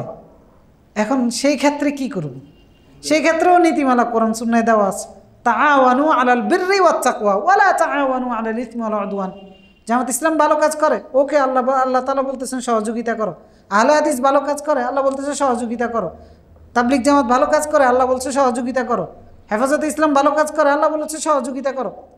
ওয়ালা তাআওয়ানু আলাল ইসমি ওয়াল উদওয়ান, সীমা লঙ্ঘনের কাজে, পাপের কাজে কোনো সহযোগিতা চলবে না। জামাত ইসলাম সীমা লঙ্ঘন করে, কোনো সহযোগিতা চলবে না। এখন জামাত ইসলাম যিনি করে উনি তো এটা মানতে পারে না। আহলে হাদিস যিনি করে উনি তো এটা মানতে পারে না যে আমার আহলে হাদিস খারাপ কাজ করলেও আমি সহযোগিতা করব না, এটা হইতে পারে না। এইখানে গিয়ে আমাদের ইমানের সমস্যা, এখানে গিয়ে আমাদের সমস্যা। এখন আপনি আর আমি যদি আমার জান্নাত, ওই যে বললাম সারা দিবে যে জাহান্নামে যাবে, সুতরাং এখানে গিয়ে যদি আমরা ঠিক থাকতে পারি তাহলে এই দলাদলিও আমাদের কোনো সমস্যা না। আমার জান্নাত আমি নিশ্চিত করতে পারবো। সুতরাং আমাকে চলতে হবে এই নীতির ভিত্তিতে। এই যে দলগুলো আছে, বিভিন্ন দল, তারা ভালো কাজ করলে তাআওয়ানু, সহযোগিতা করব। আমার অপছন্দের হলেও সহযোগিতা করব। আমার অপছন্দের দল আমি সহযোগিতা করব, কারণ কাজটা কোরআন সুন্নাহর দৃষ্টিতে ভালো। আমার অপছন্দের দল সে যে কোনো ভালো কাজ করতেছে আমি সহযোগিতা করব, কোরআন সুন্নাহর দৃষ্টিতে ভালো। আমার পছন্দের দল কোনো মন্দ কাজ করতেছে আমি সহযোগিতা করব না, কারণ কোরআন সুন্নাহয় এটার বৈধতা নেই। এই নীতিতে আমাদেরকে থাকতে হবে, অর্থাৎ কোরআন সুন্নাহ আঁকড়ে ধরে থাকবো। এখন বিভিন্ন সমাজের মধ্যে নেতৃত্ব দিচ্ছে এই সমস্ত বিভিন্ন দলগুলো, সুতরাং এদেরকে আমি ভালো কাজ হলে সহযোগিতা করব, মন্দ হলে অসহযোগিতা করব। এই ভিত্তিতে থেকে নিজের ইমানকে হেফাজত করে মৃত্যুর অপেক্ষা করতে হবে। তো সুতরাং এইভাবে যদি থাকতে পারি, আর এইভাবে যদি না থাকতে পারি, বিভক্ত দলের মধ্যে যদি নিজে হারিয়ে যায়, তাহলে আল্লাহ তাআলা এখানে যেটা বলে, ইন্নাল্লাযীনা ফাররাকু দীনাহুম ওয়া কানু শিয়আন লাস্তা মিনহুম শাই, যারা দিনকে বিভক্ত করে ফেলেছে এবং নিজেরা বিভিন্ন দলে ভাগ হয়ে গিয়েছে, লাস্তা মিনহুম শাই, আপনি তাদের কেউ নন। সুতরাং আমাদেরকে এই ভিত্তিতে থাকতে হবে, ইন্নামা আমরুহুম ইলাল্লাহ। এখন বলতে পারেন এই দলগুলোর পরিণতি কী হবে? আমার এত মাথা ঘামাইয়ে, মানে নিজের মাথার ঘাম পায়ে ফেলে দেওয়ার এত কষ্ট করার কোনো দরকার নাই। আল্লাহ জবাব দিয়ে দিয়েছে, আমরুহুম ইলাল্লাহ, এটির বিষয়ে ফয়সালা আল্লাহর হাতে। অমুকে তমুকের ফয়সালা আল্লাহর হাতে, আমার খামাখা এত পেরেশান হওয়ার দরকার নেই। আমরুহুম ইলাল্লাহ, যে কারটা ঠিক ছিল কারটা ব্যাঠিক ছিল, কে সঠিক ছিল কে ব্যাঠিক ছিল, আল্লাহর হাত। তুম্মা ইউনাব্বিহুম বিমা কানু ইয়াফআলুন, কিয়ামতের ময়দানে আল্লাহ জানাবে, আল্লাহ বলবে যে কে ঠিক ছিল কে ব্যাঠিক ছিল। আমি শুধু কোরআন সুন্নাহর দৃষ্টিতে ভালো এই কারণে তাদের সাথে ছিলাম, কোরআন সুন্নাহর দৃষ্টিতে ভালো না এই কারণে তাদের সাথে ছিলাম না। তো এখন তাদের বিভিন্ন কর্মকাণ্ড আমার সামনে আসবে, তো সেই ক্ষেত্রে আমি দেখব যে কোন কর্মকাণ্ডটা কোরআন সুন্নাহর ভিত্তিতে ঠিক হচ্ছে, ওকে সহযোগিতা করার সুযোগ আমার আছে, আমি করব। আর কোন কর্মকাণ্ড আমার সামনে আসবে তাদের কোরআন সুন্নাহর দৃষ্টিতে সহযোগিতা করার সুযোগ নাই, আমি সহযোগিতা করব না। বাস আমার জন্য মানদণ্ড হচ্ছে কোরআন এবং সুন্নাহ। আমার জন্য মানদণ্ড আমার দল নয়, আমার পছন্দও নয়, আমার শায়েখও নয়, অথবা আমার সুম্মা ইউনাব্বিহুম বিমা কানু ইয়াফআলুন, আল্লাহ কিয়ামতের ময়দানে জানাবেন তারা কি করেছিল, ঠিক করেছিল নাকি ব্যাঠিক করেছিল। এরপর 160 নম্বর আয়াতে আল্লাহ তাআলা বলতেছেন, মা জাআ বিল হাসানাতি ফালাহু আশরু আমসালিহা ومن جاء بالسيئة فلا يجزى إلا مثلها وهم لا يظلمون। যে কোনো ধরনের ন্যাক আমল নিয়ে আসবে তার জন্য 10 গুণ সওয়াব দেওয়া হবে। একটা ন্যাক আমলকে 10 গুণ সওয়াব দেওয়া হবে। আজকে 1 টাকা দান করেছি, 10 টাকা দানের সওয়াব দিবেন আল্লাহ রাব্বুল আলামিন। এটা হচ্ছে কমন। আল্লাহ চাইলে আরও বাড়িয়ে দিতে পারেন। ওমান জা বিসাইয়াতি ফালা ইউজজা ইল্লা মিথলুহা। 1 টাকা চুরি করেছে, কয় টাকা চুরির গুনাহ দিবেন? 1 টাকা চুরির গুনাহ দিবেন, বেশি দিবেন না। অর্থাৎ ন্যাক আমলের গুণ আল্লাহ বাড়িয়ে দিবেন, 10 গুণ বাড়িয়ে দিবেন, অথবা আরও কয়েক ডবলে দিতে পারেন। আর বদ আমলের যেটা করবে সেটাই, ফালা ইউজজা ইল্লা মিথলুহা, যেরূপ করবে ওইরূপ বিনিময়। ওয়াহুম লা ইয়াজলামুন, জুলুম করা হবে না। বদ আমলের যদি আল্লাহ মাফ করে দেয় আলহামদুলিল্লাহ, আর মাফ না করলেও সে যে পরিমাণে পাপ করেছে ওই পরিমাণে শাস্তি তাকে দেওয়া হবে। আর ন্যাক আমল করলে আল্লাহ 10 গুণ কমপক্ষে বাড়িয়ে দিবেন। এটা মিনিমাম, ম্যাক্সিমাম আরও বেশি হতে পারে। এটা যে কোনো ধরনের একটা ন্যাক আমল, মানে আল্লাহ রাব্বুল আলামিন তার উদারতা দেখাচ্ছেন, তার রহমত দেখাচ্ছেন, তার দয়া দেখালেন আমাদেরকে। এবং এক হাদিসের মধ্যে রাসূলুল্লাহ বলেছেন, কোনো বান্দা ন্যাক আমলের নিয়ত করলেও, মানে হাম্মা, কেউ যদি একটা ন্যাক আমল করে, ন্যাক আমলের নিয়ত করে, তখন থেকে তার সওয়াব স্টার্ট হয়ে যায়। আর যখন বাস্তবায়ন করে তা তো হয়ে গেল ন্যাক আমল। আর কেউ যদি বদ আমল করে, বদ আমলের সিদ্ধান্ত নেয়, নিয়ত করে, তখন তার জন্য গুনাহ লেখা হয় না। যতক্ষণ না সে বদ আমল না করে ততক্ষণ পর্যন্ত গুনাহ লেখা হয় না। ন্যাক আমলের চিন্তা করার সাথে সাথে সওয়াব লেখা শুরু হয়ে যায়। মনে করেন যে আমি কিছুদিন আগে নিয়ত করেছিলাম একজনকে আর কি, যে তাৎক্ষণিক, যে ঠিক আছে তুমি যদি এটা করতে চাও, তোমার টাকার প্রয়োজন, এই টাকাটা আমি তোমারে দিব এই কাজটা করার জন্য, এটা সহযোগিতা হিসেবে অমুক দিন দিব আমি। তো দেওয়ার আগেই দেখি যে আরেকজন তারা এটা দিয়ে দিছে। এখন আমি তো দিই নাই, আমি যে নিয়ত করেছি, এই নিয়তের কারণে এই কাজটা না করেও আমি সওয়াব পেয়ে গেছি। ন্যাক আমলের বিষয়টা হচ্ছে এরকম। মনে করেন রাস্তা দিয়ে হাঁটতেছেন, একজন রিক্সা ড্রাইভার মানে ব্রিজের উপরে দেখবেন ট্রলি উঠার সময় আটকে যায়, তা আপনি দেখছেন, দেখে আপনি দৌড় দিয়ে যাচ্ছেন আমি এখন সহযোগিতা করব, আপনি যাওয়ার আগে আরেকজন করে ফেলেছে। আপনি যে আসছেন, আপনি তো করেন নাই, সবটা আপনি পেয়ে গেলেন। ন্যাক আমলের বিষয়টা হচ্ছে এরকম। আর বদ আমলের ক্ষেত্রে না করা পর্যন্ত আল্লাহ কোনো গুনাহ দেয় না। তো মান জা বিল হাসানাতি ফালাহু আশরু আমসালিহা ওয়া মান জা বিস সাইয়্যাতি ফালা ইউজজা ইল্লা মিথলাহা ওয়া হুম লা ইউজলামুন। এরপর রাসূলকে বলতেছেন, আপনি বলে দেন 161 নম্বর আয়াতে, যে কুল ইন্নানি হাদানি রব্বি ইলা সিরাতিম মুস্তাকিম দীনান কিয়ামান মিল্লাতা ইব্রাহিম হানিফা ওয়া মা কানা মিনাল মুশরিকিন। মক্কার মুশরিকরা ইব্রাহিম আলাইহিস সালামকে অনেক শ্রদ্ধা করত, এবং কি ইহুদিরা করত, খ্রিস্টানরা করত, সবাই করত। বাংলাদেশের এটা মানুষের একটা দুর্বলতা। প্রত্যেকটা দল দেখবেন, যে ব্যক্তি বিতর্কের ঊর্ধ্বে, প্রত্যেকটা দল তার পক্ষে জনমত টানার জন্য ওই ব্যক্তিকে উদাহরণ হিসেবে পেশ করে, যে অমুকটা আমাদের দল করছেন, আমাদের পক্ষ নিয়েছেন। হ্যাঁ হ্যাঁ, ইসলাম ইহুদিরা দাবি করতো ইব্রাহিম আলাইহিস সালাম ইহুদি ছিলেন। আল্লাহ তাআলা জবাব দিয়ে বললেন যে না, তিনি হানিফা মুসলিম ছিলেন। অন্যান্য নবীদের ক্ষেত্রে তারা দাবি করতো খ্রিস্টানরা, ইহুদিরা ইহুদি ছিলেন। আল্লাহ তাআলা সবগুলোর জবাব দিয়ে বললেন যে না, সবাই কি ছিলেন? মুসলিম ছিলেন। তো এখানে রাসূলুল্লাহকে বলতেছেন যে যে ইহুদি এবং খ্রিস্টান যারা তাদের দিনকে খণ্ড বিখণ্ড করে ফেলেছিল, লাস্তা মিনহুম শাই, আপনি তাদের কেউ নন, আপনি হচ্ছেন মুসলিম। এবং বলেছেন ইন্না আওলান নাস বি ইব্রাহিম লাল্লাযীনা ইত্তাবাউ ওয়া হাযান নাবিয়্যু ওয়াল্লাযীনা আমানু।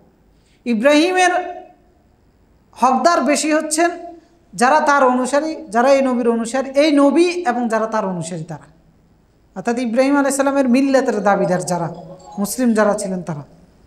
কারণ ইহুদিরা বলতো যে লা ইয়াদখুলাল জান্নাহ ইল্লা মান কানা হুদান আও নাসারা, ইহুদি না হলে অথবা খ্রিস্টান না হলে কেউ জান্নাতে যাইতে পারবে না, তারা এই দাবি করত। আর তারা বলতো ওয়াকালাতিল ইয়াহুদ লাইসাতিন নাসারা আলা শাই ওয়াকালাতিন নাসারা লাইসাতিল ইয়াহুদু আলা শাই। ইহুদিরা বলতো যে খ্রিস্টানরা তাদের কোনো ভিত্তিই নেই, আর খ্রিস্টানরা বলতো যে ইহুদিদের কোনো ভিত্তিই নেই। আর ইহুদিরা বলতো আমরা হচ্ছে আল্লাহর প্রিয় পাত্র, আমরা ছাড়া আর কেউ জান্নাতে যাব না। এই যে জাতীয় কথাবার্তাগুলো, আল্লাহর দিন অনুসরণ করতে গিয়ে আল্লাহর ব্যাপারে নিজেদের দিনকে নিয়ে নিজেদের মন মতো দিন বানায় নিছে, আল্লাহর দিনকে বিকৃত করে, আর নিজেরা খুব খুশি যে আল্লাহ, হ্যাঁ আমরা জান্নাতে যাব, আল্লাহ আমাদেরকে শাস্তি দিবে না, এই জাতীয় কথাবার্তাগুলো কোরআনের মধ্যে এসেছে। তা আল্লাহ রাসূল বলতেছেন আপনি তাদেরকে বলে দেন যে লাস্তা মিনহুম শাই, আপনি তাদের কারোই অন্তর্ভুক্ত নন, কোনো দলেরই আপনি নন, বরং আপনি হচ্ছেন ওয়া আনা আউয়ালুল মুসলিমিন, এভাবে বলেছেন যে আপনি বলে দেন আমি হচ্ছি প্রথম মুসলমান।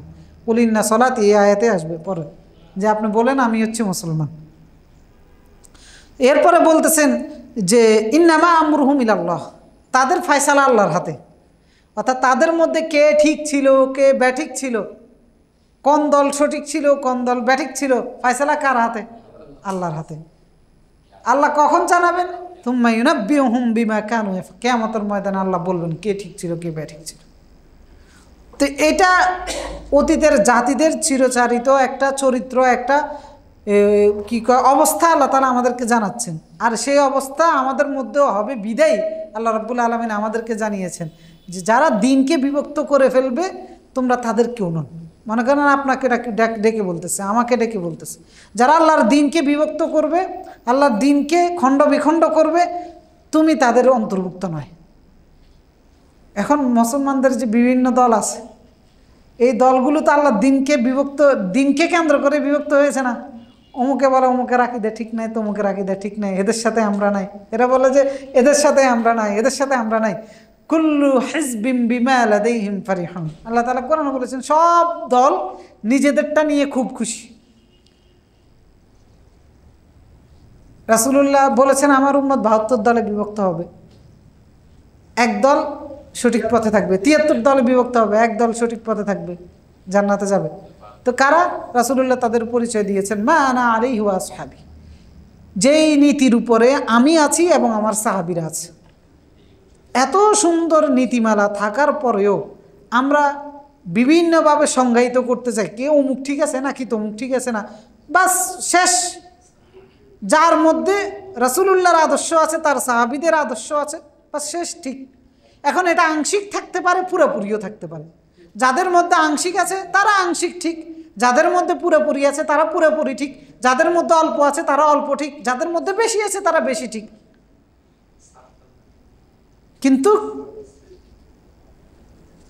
ঠিক ব্যাঠিকের মানদণ্ড এটা নয় যে আমার পছন্দের দল, বরং ঠিক ব্যাঠিকের মানদণ্ড হচ্ছে মা আনা আলাইহি ওয়া আসহাবি, আমার আদর্শ, আমার নীতি এবং আমার সাহাবীদের নীতিমালা।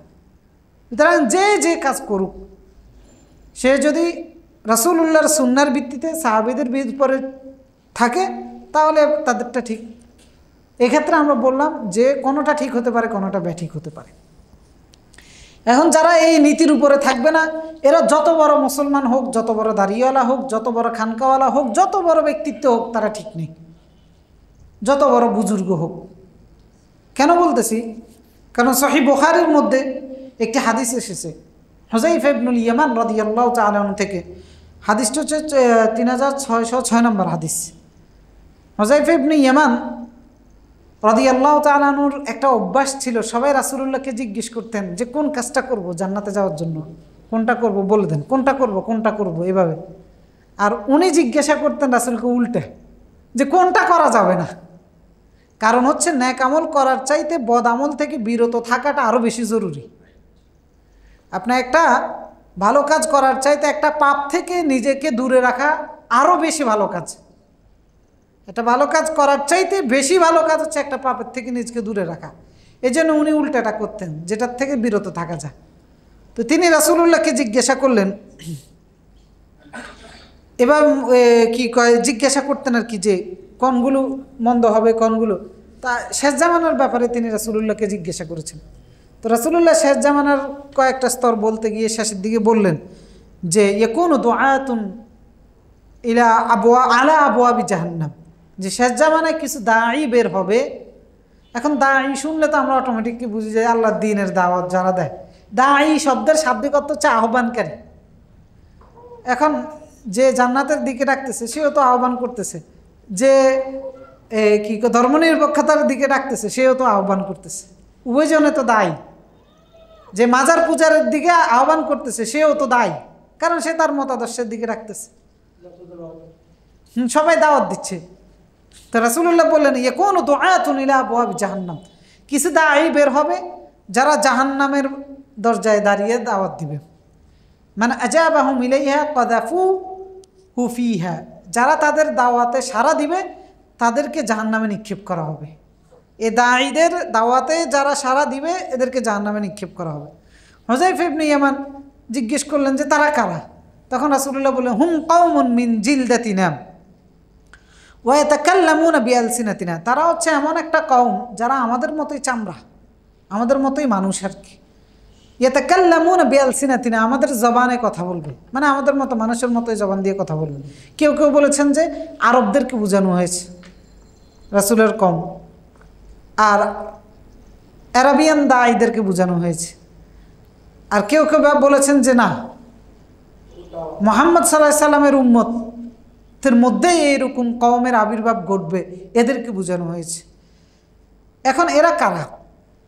এরা হচ্ছে যারা আল্লাহ দ্বীনের দাওয়াত দিতে গিয়ে মূলত বেদাতের দিকে আহ্বান করে, মানে আল্লাহর দ্বীনকে বিকৃতভাবে উপস্থাপন করে, যেই দ্বীনের দিকে আপনাকে আমাকে ডাকবে, সেই দ্বীনের অস্তিত্ব কোরআনেও নাই, সুন্নাহও নাই। এরকম দায়ী নাই? কোরআন সুন্নায় নাই, এরকম আমলের দিকে করার জন্য দিক নির্দেশনা দেয় এরকম হুজুর নেই? অসংখ্য আছে। এভাবে আমল করবেন এইভাবে, অথচ এটার অস্তিত্ব কোরআন সুন্নার কোথাও নাই। কিন্তু ন্যাক আমল হতেও পারে, সামাজিক দৃষ্টিতে ভালো, মনে হয় ভালো। এগুলো শুনবেন বেশিরভাগ শবে বরাত আসলে, শবে কদর আসলে। এরপরে বিভিন্ন দরবারে যান, ওদের দরবারিও কিছু আমল আছে। হ্যাঁ, তো এই দরবারীয় আমল কি ইসলামের আমল? তো সে তো তার দরবারীয় আমলের দিকে আপনাকে ডাকে, তো সেও তো দায়ী। এই দায়ীদেরকে বোঝানো হয়েছে যে জাহান্নামের দরজায় দাঁড়িয়ে ডাকবে। তার দরবারীয় আমলটাও কিন্তু বাহ্যিক দৃষ্টিকোণ থেকে ভালো দেখা যায়, যে ভালো, তো ভালো দেখালেও এটা আল্লাহর দ্বীনের দিকে দাওয়াত না। এই কারণে রাসূলুল্লাহ বলবেন যে শেষ জামানায় এই যে দ্বীনকে বিভক্ত করার কথা বলতে গিয়ে, দ্বীন এই কারণে বিভক্ত হয়ে গেছে। আল্লাহর দ্বীনের দিকে, কোরআন সুন্নাহর দিকে না ডেকে নিজের পছন্দ অপছন্দের দিকে ডাকি, নিজের স্বার্থের দিকে ডাকি, কোরআন সুন্নাহর অপব্যাখ্যা করে নিজের পছন্দ আর অপছন্দের দিকে ডাকি। এরপরে আরও অন্যান্য যতগুলো দল আছে, সব দলের মধ্যে এই ত্রুটি আছে। বাংলাদেশে আপনি দেখেন সঠিক একটা আমল বলেন, যে আমলটা হয়তো দেখা যাচ্ছে যে এই আমলটার চর্চা একটা ঘরানার মধ্যে আছে, আরেকটা ঘরানার মধ্যে নাই। তো যে ঘরানার মধ্যে এই আমলটার চর্চা আছে তারা খুব খুশি হয়ে যায় যে আপনি তাদের পক্ষে বলেছেন। আবার যেই ঘরানার মধ্যে এই আমলটার চর্চা নাই তারা খুব বেজার হয়ে যায় যে আপনি তাদের বিপক্ষে বলেছেন।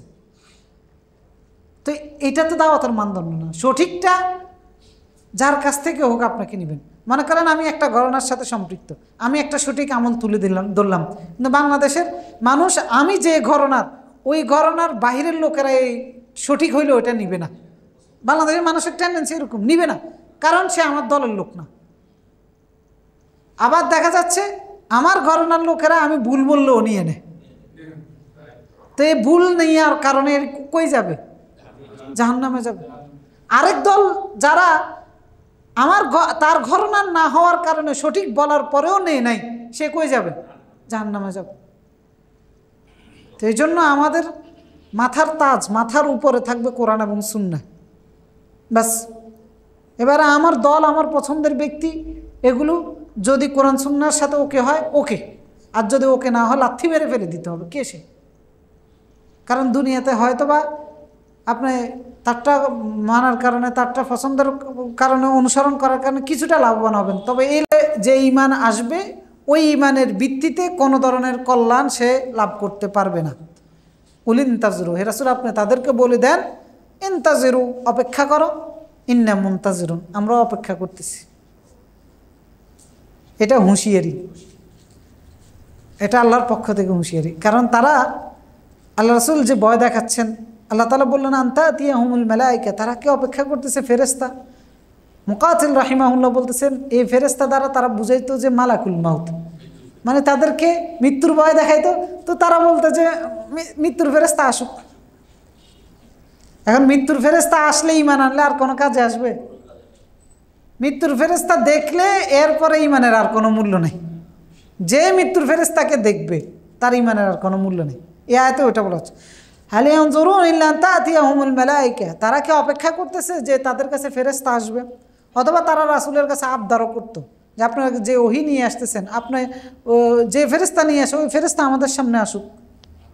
এটা উদ্দেশ্য এটা নয় যে ফেরেশতাকে দেখা, উদ্দেশ্য হচ্ছে এরকম কিছু প্রশ্ন তাকে ছুড়ে দেওয়া, যে প্রশ্নটা তিনি অক্ষমতা দেখাইতে পারলে তারা বলবে যে এটা মিথ্যে।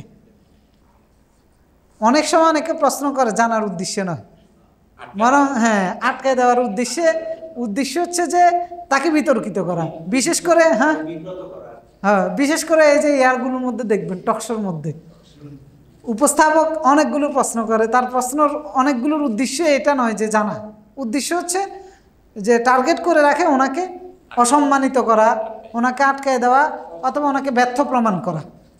এটা তো তারাও এরকম আবদার করতো। তো এই আবদারটাই উদ্দেশ্য নয়, আল্লাহ তো মনের উদ্দেশ্য জানেন, যার কারণে আল্লাহ তাদের এই সমস্ত আবদার রাখতেন না। আল্লাহ পরে বলেছেন ফেরেশতা কেন, তাদেরকে যদি আসমানটা খুলে দিয়ে আসমানে উঠে নিয়ে আসি এরপরেও তারা ঈমান আনবে না। সূরা হিজরের মধ্যে বললেন কেন আনবে না? আল্লাহ জবাব দিলেন যে এটি বলবে যে আমাদের চোখ বন্ধ ছিল, আমাদেরকে জাদু করা হয়েছিল, মানে তখন এই অজুহাত দিবে। এখন আল্লাহ তো মনের খবর জানে। তা আল্লাহ তাআলা বলে হাল ইয়ানজুরুনা ইল্লা আন তা'তিয়াহুমুল মালায়েকা, তারা কি অপেক্ষা করতেছে ফেরেশতা আসার? তো মৃত্যুর ফেরেশতা যদি হয়, অর্থাৎ তাদেরকে মৃত্যুর ভয় দেখানো হচ্ছে যে মারা যাবা, ফেরেশতা মালাকুল মাউত আসবে, মৃত্যুর পর বিচার হবে, হাসর হবে, কিয়ামত হবে, জান্নাত জাহান্নাম আছে, এগুলো তো বিশ্বাস করে না। তো তারা বলতো যে মৃত্যুর ফেরেশতা নিয়ে আসেন। আও ইয়াতিয়া রব্বুক, অথবা আপনার রব চলে আসবে তাদের কাছে। অনেক সময় তারা আবদার করতো যে আল্লাহ পাঠাচ্ছে ওই আল্লাহ আসুক। যেমন মুসা আলাইহিস সালামের কওম বনী ইসরাঈল, মুসা আলাইহিস সালামকে কি বলেছিল? ঈমান এনেছে। মুসা আলাইহিস সালাম বাছাই করে ভালো ভালো ঈমানদারগুলো নিয়ে গেলেন তুর পর্বতে। চলো এবার তুর পর্বতে যাইয়া বলতেছে যে লান নুমিনা লাকা হাত্তা নারাল্লাহ, ঈমান আনবো না আল্লাহরে না দেখা পর্যন্ত। এবারে আল্লাহ প্রচণ্ড বজ্রপাত দিয়ে সবগুলোরে মেরে দিলেন। বজ্রপাতের আওয়াজে সব জায়গার মধ্যে শেষ। এখন মুসা আলাইহিস সালাম তো উভয় সংকটে পড়লেন যে সব নেতাদেরকে নিয়ে এলাম, এখন সব এবারে তো বলবে যে আমি সব খুন করে শেষ করে দিচ্ছি। এবারে আল্লাহ সব দিনের আবার জীবিত করে দিয়েছে। মানে কত বেরোগা ছিল এটি। তো আল্লাহ তাআলা বলতেছে যে তারা কি তোমার রব আসার অপেক্ষা করতেছে? তো আল্লাহ আসবেন না আমাদের সামনে? আসবেন। কখন আসবেন? কিয়ামতের দিন। কিয়ামতের দিন আল্লাহ রাব্বুল আলামিন আসবেন। তো সেই দিন ঈমান আনলে কোনো লাভ হবে? কোনো লাভ হবে না। হ্যাঁ, কারণ ঈমান আনতে পারবেন, ঈমান আনা মানে হচ্ছে বিশ্বাস করা। তো সেই দিন বিশ্বাস করলে কোনো লাভ হবে? আজকের বিশ্বাস লাভ হবে। আজকে দেখতেছেন না আল্লাহকে, ফেরেশতাকে দেখতেছেন না, না দেখে ঈমান, এই ঈমানের ভিত্তিতে কিয়ামতের ময়দানে ফয়সালা হবে। এখন দেখে ঈমান সবাই আনবে। তো এই জন্য আল্লাহ তাআলা বলতে তারা কি তোমার রবের আসার অপেক্ষা করতেছে?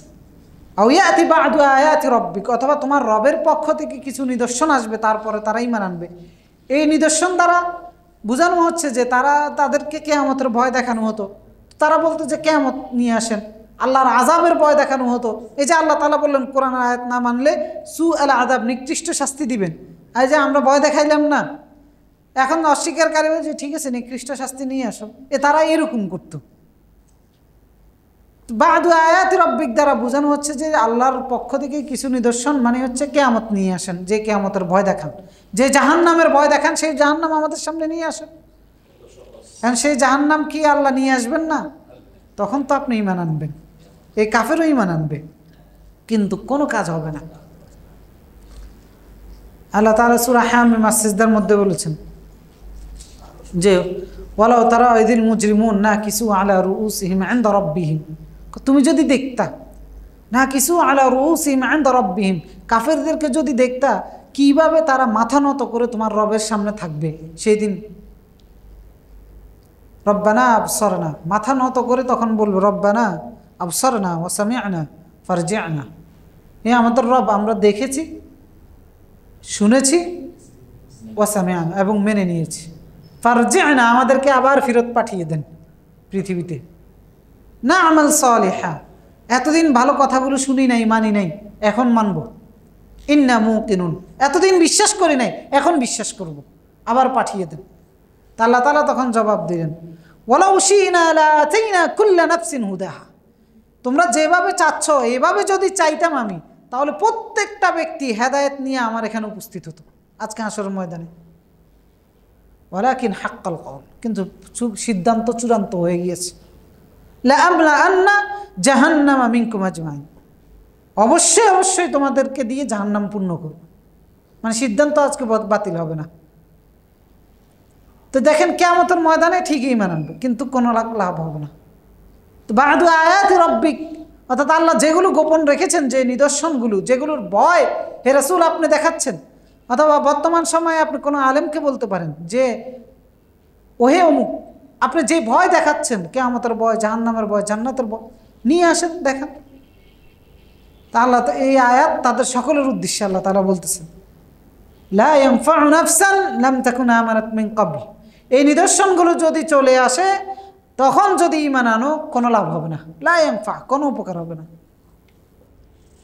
আও কাসাবাত ফি ঈমানিহা খায়রা, অথবা এগুলো আসার পরে ঈমান দিয়ে যদি কোনো আমল করো, সেই আমল কোনো কল্যাণ বয়ে নিয়ে আসবে না।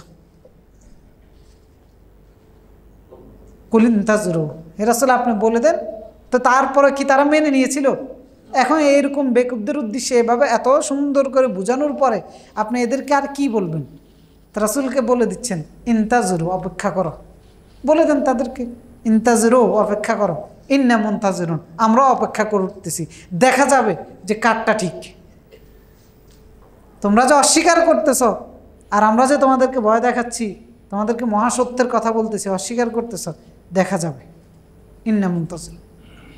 দেখেন আল্লাহ রাব্বুল আলামিন অসংখ্য জায়গায়, আমরা তো খালি তর্ক করি, আল্লাহ রাব্বুল আলামিন কত জায়গায় তার নবীকে, রাসূলকে এমনভাবে বর্ণনা এমনভাবে দিয়েছেন যে মানে এড়িয়ে চলো বেকুবদেরকে।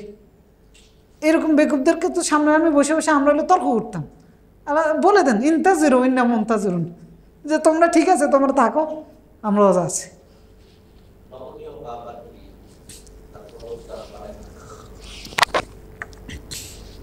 এরপরের আয়াতে আল্লাহর দিনকে যারা খণ্ড বিখণ্ড করে, আল্লাহর দিনকে কেন্দ্র করে যারা খণ্ড বিখণ্ড হয়ে যাচ্ছে, বিভক্ত হয়ে যাচ্ছে, অমুক দল তমুক দল, এদের ব্যাপারে বলতেছে। কারণ এটা অতীত থেকে হয়ে আসতেছে। ইহুদিদের মধ্যে 72 দল হয়েছে, খ্রিস্টানদের মধ্যে হয়েছে, মুসলমানদের মধ্যে হচ্ছে, এখনও হচ্ছে, আরও হবে ভবিষ্যতে। এই সমস্ত দলাদলি থেকে বিরত থাকতে আল্লাহ রাসূলকে নিষেধ করতেছেন। কারণ আল্লাহ রাসূল সাল্লাল্লাহু আলাইহি সাল্লাম যখন দাওয়াত দিচ্ছেন তখন তো রাসূলুল্লাহর একটাই দল, তো বলে ওনাকে কেন বলতেছেন? কারণ অতীতের জাতিগুলো এরকম বিভিন্ন দলে বিভক্ত হয়েছে, ভবিষ্যতেও হবে, এই জন্য রাসূলকে দিয়ে শিক্ষা দিয়ে দিচ্ছেন যে এই সমস্ত খণ্ড বিখণ্ড করা থেকে বিরত থাকতে হবে। এরপর আয়াতে আল্লাহ তাআলা বলতেছেন, ইন্নাল্লাযীনা ফাররাকু দীনাহুম ওয়া কানু শিয়আ লাস্তা মিনহুম ফি শাই ইন্নামা আমরুহুম ইলাল্লাহ সুম্মা ইউনাব্বিউহুম বিমা কানু ইয়াফআলুন। ইন্নাল্লাযীনা ফাররাকু দীনাহুম ওয়া কানু শিয়আ, নিশ্চয় যারা তাদের দ্বীনকে ফাররাকু খণ্ড বিখণ্ড করে ফেলেছে, ওয়া কানু শিয়আ এবং তারা বিভিন্ন দলে বিভক্ত ছিল, লাস্তা মিনহুম শাই আপনি তাদের কেউ নন, আপনি তাদের কেউ নন, মানে ওই বিভক্ত দলের কোনো দলের সদস্য আপনি নন। ইন্নামা আমরুহুম ইলাল্লাহ, বরং তাদের বিষয়গুলো আল্লাহর হাতে, ভালো মন্দ আল্লাহর কাছে। সুম্মা ইউনাব্বিউহুম বিমা কানু ইয়াফআলুন, আল্লাহ রাব্বুল আলামিন তাদেরকে জানাবেন তারা যে কাজকর্ম করেছে সেটার ফলাফল কি। অর্থাৎ এটা কিয়ামতের ব্যাপারে বলা হচ্ছে।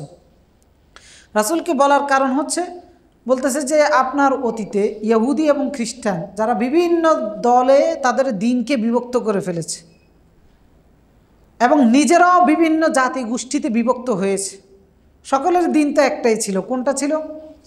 পৃথিবীতে তাওরাতের একটা হাফেজ খুঁজে পাওয়া যাবে না, ইঞ্জিলের একটা হাফেজ খুঁজে পাওয়া যাবে না, আর কোরআনের হাফেজ বুড়ি বুড়ি, অভাব নাই। রমজান মাস আসলে এখন হাফেজ সাহেবেরা তারাবির নামাজ পড়ে তো মসজিদ পায় না, এত বেশি হাফেজ। আমাদের মসজিদে যে কয়জন আছে সবাই হাফেজ।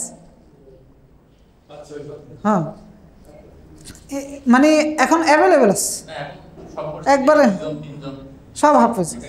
তো দেখেন কারণ কি, আল্লাহ এটা সহজ করে দিয়েছে। কারণ কোরআন আর নাজিল হবে না, কিতাব আর নাজিল হবে না, যেটা নাজিল হবে এটাই নির্ভেজালভাবে সংরক্ষণ করতে হবে। সুতরাং কেউ যেন এই কথা বলতে না পারে যে এই কিতাব 1400 বছর আগের, এটা কি আগের মতো আছে। এমনকি এরকম ঘটনা মুসলিমদের ইতিহাসে আছে যে এক ইহুদি, সম্ভবত আব্বাসী খেলাফতের সময়, সে মুসলমানদের বিপক্ষে তর্ক করত, মানে বিতার্কিক ছিল ইহুদি বা খ্রিস্টানদের। এক বছর খলিফার আন্ডারে বিতর্ক হয়েছে, পরের বছর ওই ইহুদি মুসলমানদের পক্ষ হয়ে বিতর্ক করার জন্য আসছে, মানে সে ইসলাম গ্রহণ করেছে।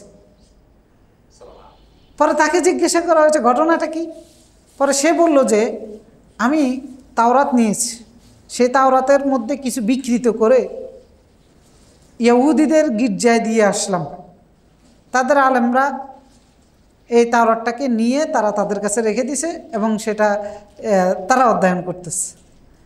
আমি ইঞ্জিল নিয়েছি, সেটা খ্রিস্টানদের পাদ্রীদের কাছে দিয়ে এসেছি, তারা সেটা সংরক্ষণ করে, ওটার মধ্যেও কিছু বিকৃত করে তাদের কাছে দিয়ে আসলাম, তারাও সেটা রেখে দিয়েছে। না, আমি কোরআন নিয়েছি আর কিছু আলেমের কাছে দিয়ে এসেছি, তারা সেই কোরআনটাকে ডাস্টবিনে ফেলে দিয়েছে, কারণ তারা দেখেছে এটার মধ্যে বিকৃতি আছে, বিকৃত করা আছে। তো এই জন্য, কারণ আল্লাহ সংরক্ষণ করেছেন। তো কথা এটা বলার উদ্দেশ্য হচ্ছে ওইখান থেকে যে আমরাও এই অজুহাত দেখাতে পারি যে আমাদের কাছে তো কিতাব নাজিল হয় নাই, সে 1400 বছর আগে নাজিল হয়েছে, রাসূল তো আমাদের কাছে আসে নাই। তো এই কারণে আল্লাহ তাআলা যে আমি কি সংরক্ষণ করি নাই, এইভাবে সংরক্ষণ করে আমাদের কাছে পৌঁছে দিয়েছেন, বিশুদ্ধভাবে পৌঁছে দিয়েছেন।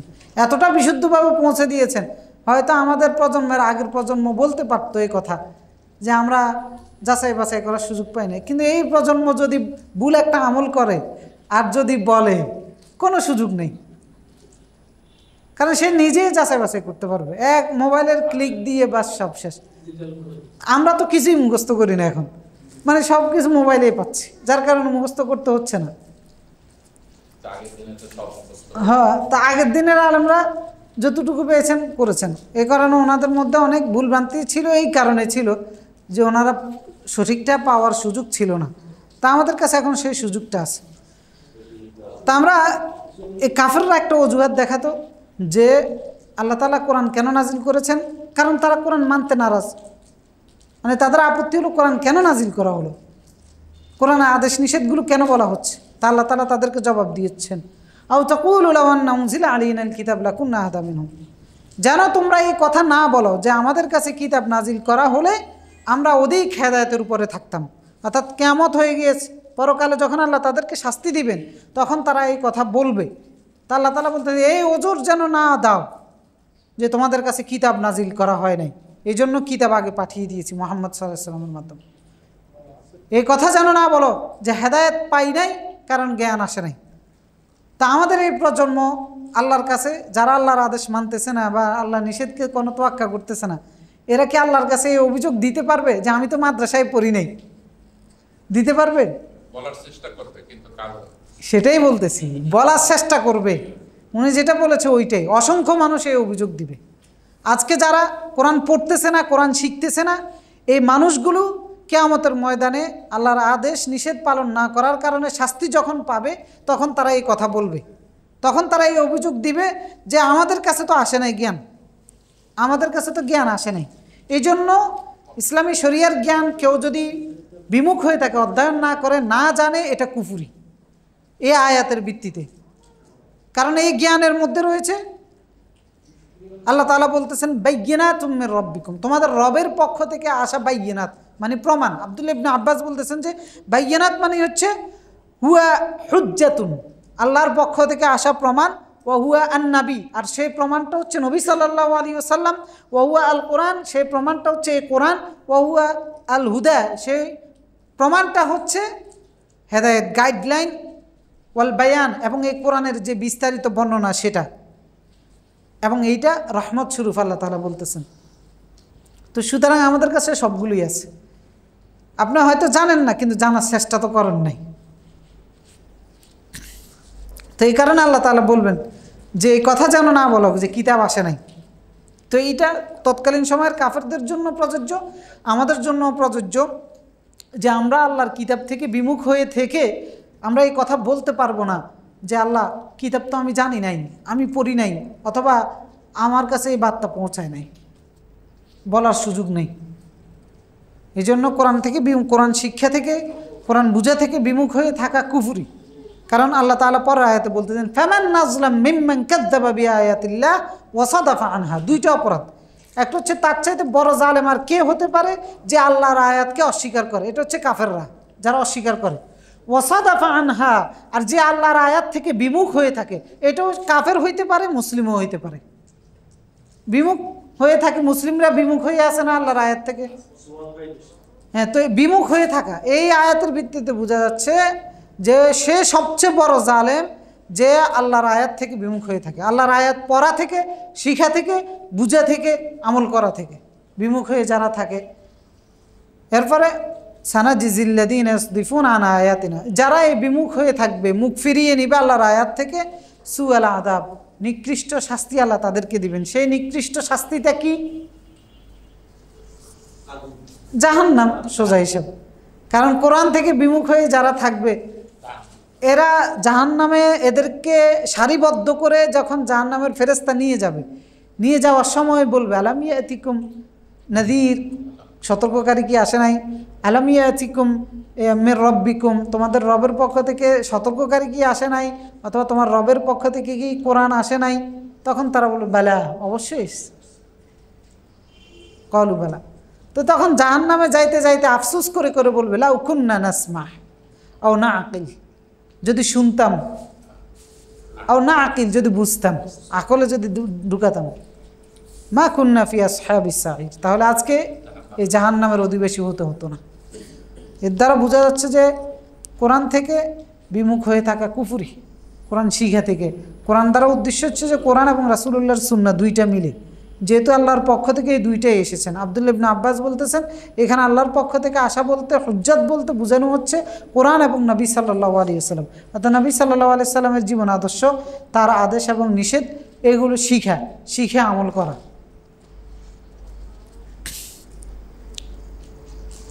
আর না করতে পারলে আল্লাহ বিনিময় দিবেন, সেই বিনিময়টা হচ্ছে ওইটা সুআল আযাব দ্বারা উদ্দেশ্য হচ্ছে জাহান্নাম, যে জাহান্নামে যাওয়ার সময় আফসোস করতে হবে। এরপরের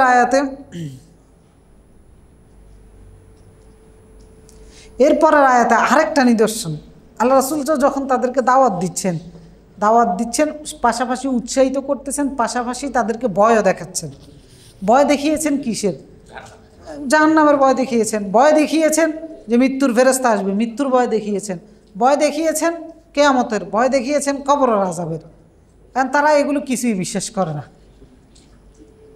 তো তারা উল্টা ঠাট্টা করে, তামাশা করে আরো বলতো, যেগুলো ভয় দেখাইতে বলতো যে এগুলো নিয়ে আসো, ভয় দেখানোর দরকার কি, এখন আনি দেখাও। আল্লাহ তো সকলের জন্য নির্দিষ্ট সময় বরাদ্দ করেছেন, যদি না বরাদ্দ করতেন আল্লাহ তাদের প্রার্থনার ভিত্তিতে তাৎক্ষণিক এনে দিতেন, তাৎক্ষণিক কিয়ামত ঘটিয়ে দিতেন, তাৎক্ষণিক তাদেরকে জাহান্নামের শাস্তি দিতেন, তাৎক্ষণিক তাদের কাছে মৃত্যুর ফেরেশতা প্রেরণ করে দিতেন। কিন্তু আল্লাহ সময় নির্দিষ্ট বরাদ্দ করেছেন, এই কারণে এটা করেন নাই।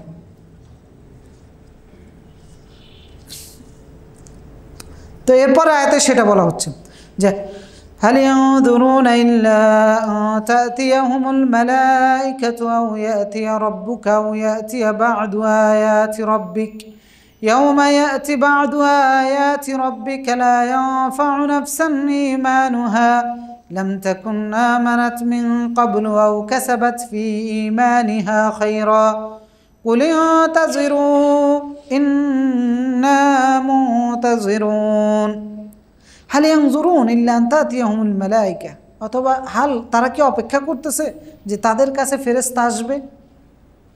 আও ইয়াতিয়া রব্বুক, অথবা আপনার রব তাদের কাছে চলে আসবেন। আও ইয়াতিয়া বা'দু আয়াতি রব্বিক, অথবা আপনার রবের কিছু নিদর্শন তাদের কাছে আসবে, তারপরে তারা ঈমান আনবে। তারা কি সেই অপেক্ষায় আছে? ইয়াউমা ইয়াতি বা'দু আয়াতি রব্বিক, যেই দিন তাদের কাছে আপনার রবের কিছু নিদর্শন চলে আসবে। লা ইয়ানফাউ নাফসান ঈমানুহা লাম তাকুন আমানাত মিন ক্বাবল, ইতিপূর্বে যদি ঈমান না নিয়ে আসে তাহলে সেই ঈমান কোনো কাজে আসবে না। আও কাসাবাত ফি ঈমানিহা খায়রা, অথবা তার ঈমান আল্লাহর নিদর্শন আসার পরে নাস ওয়া বাইয়িনাতিন মিনাল হুদা ওয়াল ফুরকান ওয়া হুয়া হাবলুল্লাহিল মাতিন ওয়া হুয়া যিকরুল হাকীম ওয়া হুয়া সিরাতুল মুস্তাকিম ওয়া হুয়া তানজিলুম মির রাব্বিল আলামিন। আশহাদু আন লা ইলাহা ইল্লাল্লাহ ওয়াহদাহু লা শারীকা লাহুল মুলকুল আল্লাম ওয়া আশহাদু আন্না মুহাম্মাদান আবদুহু ওয়া আলা আলিহি ওয়া সাহবিহিল কিরাম। আমরা আল্লাহর শুকরিয়া আদায় করি, আলহামদুলিল্লাহ। আল্লাহর বিশেষ দয়ায় আল্লাহর কোরআন নিয়ে বসেছি। আল্লাহর কোরআন অধ্যয়ন করার জন্য বসছি, বুঝার জন্য বসছি, আলহামদুলিল্লাহ। আর আমাদের সূরা আনআমের আজকে শেষ পর্ব। আমরা সূরা আনআমের উপর প্রায় বছরব্যাপী আলোচনা করে আসতেছি। মানে গত রমজানের শুরুর থেকে, শেষের থেকে, রমজানের পর থেকে শুরু করেছিলাম, তা আরেক রমজান প্রায় কাছাকাছি। হ্যাঁ, তা আলহামদুলিল্লাহ।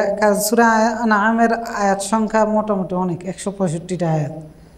তো এক একটা সপ্তাহে আমরা হয়তো 5-7 আয়াত এরকম করে আলোচনা করেছি।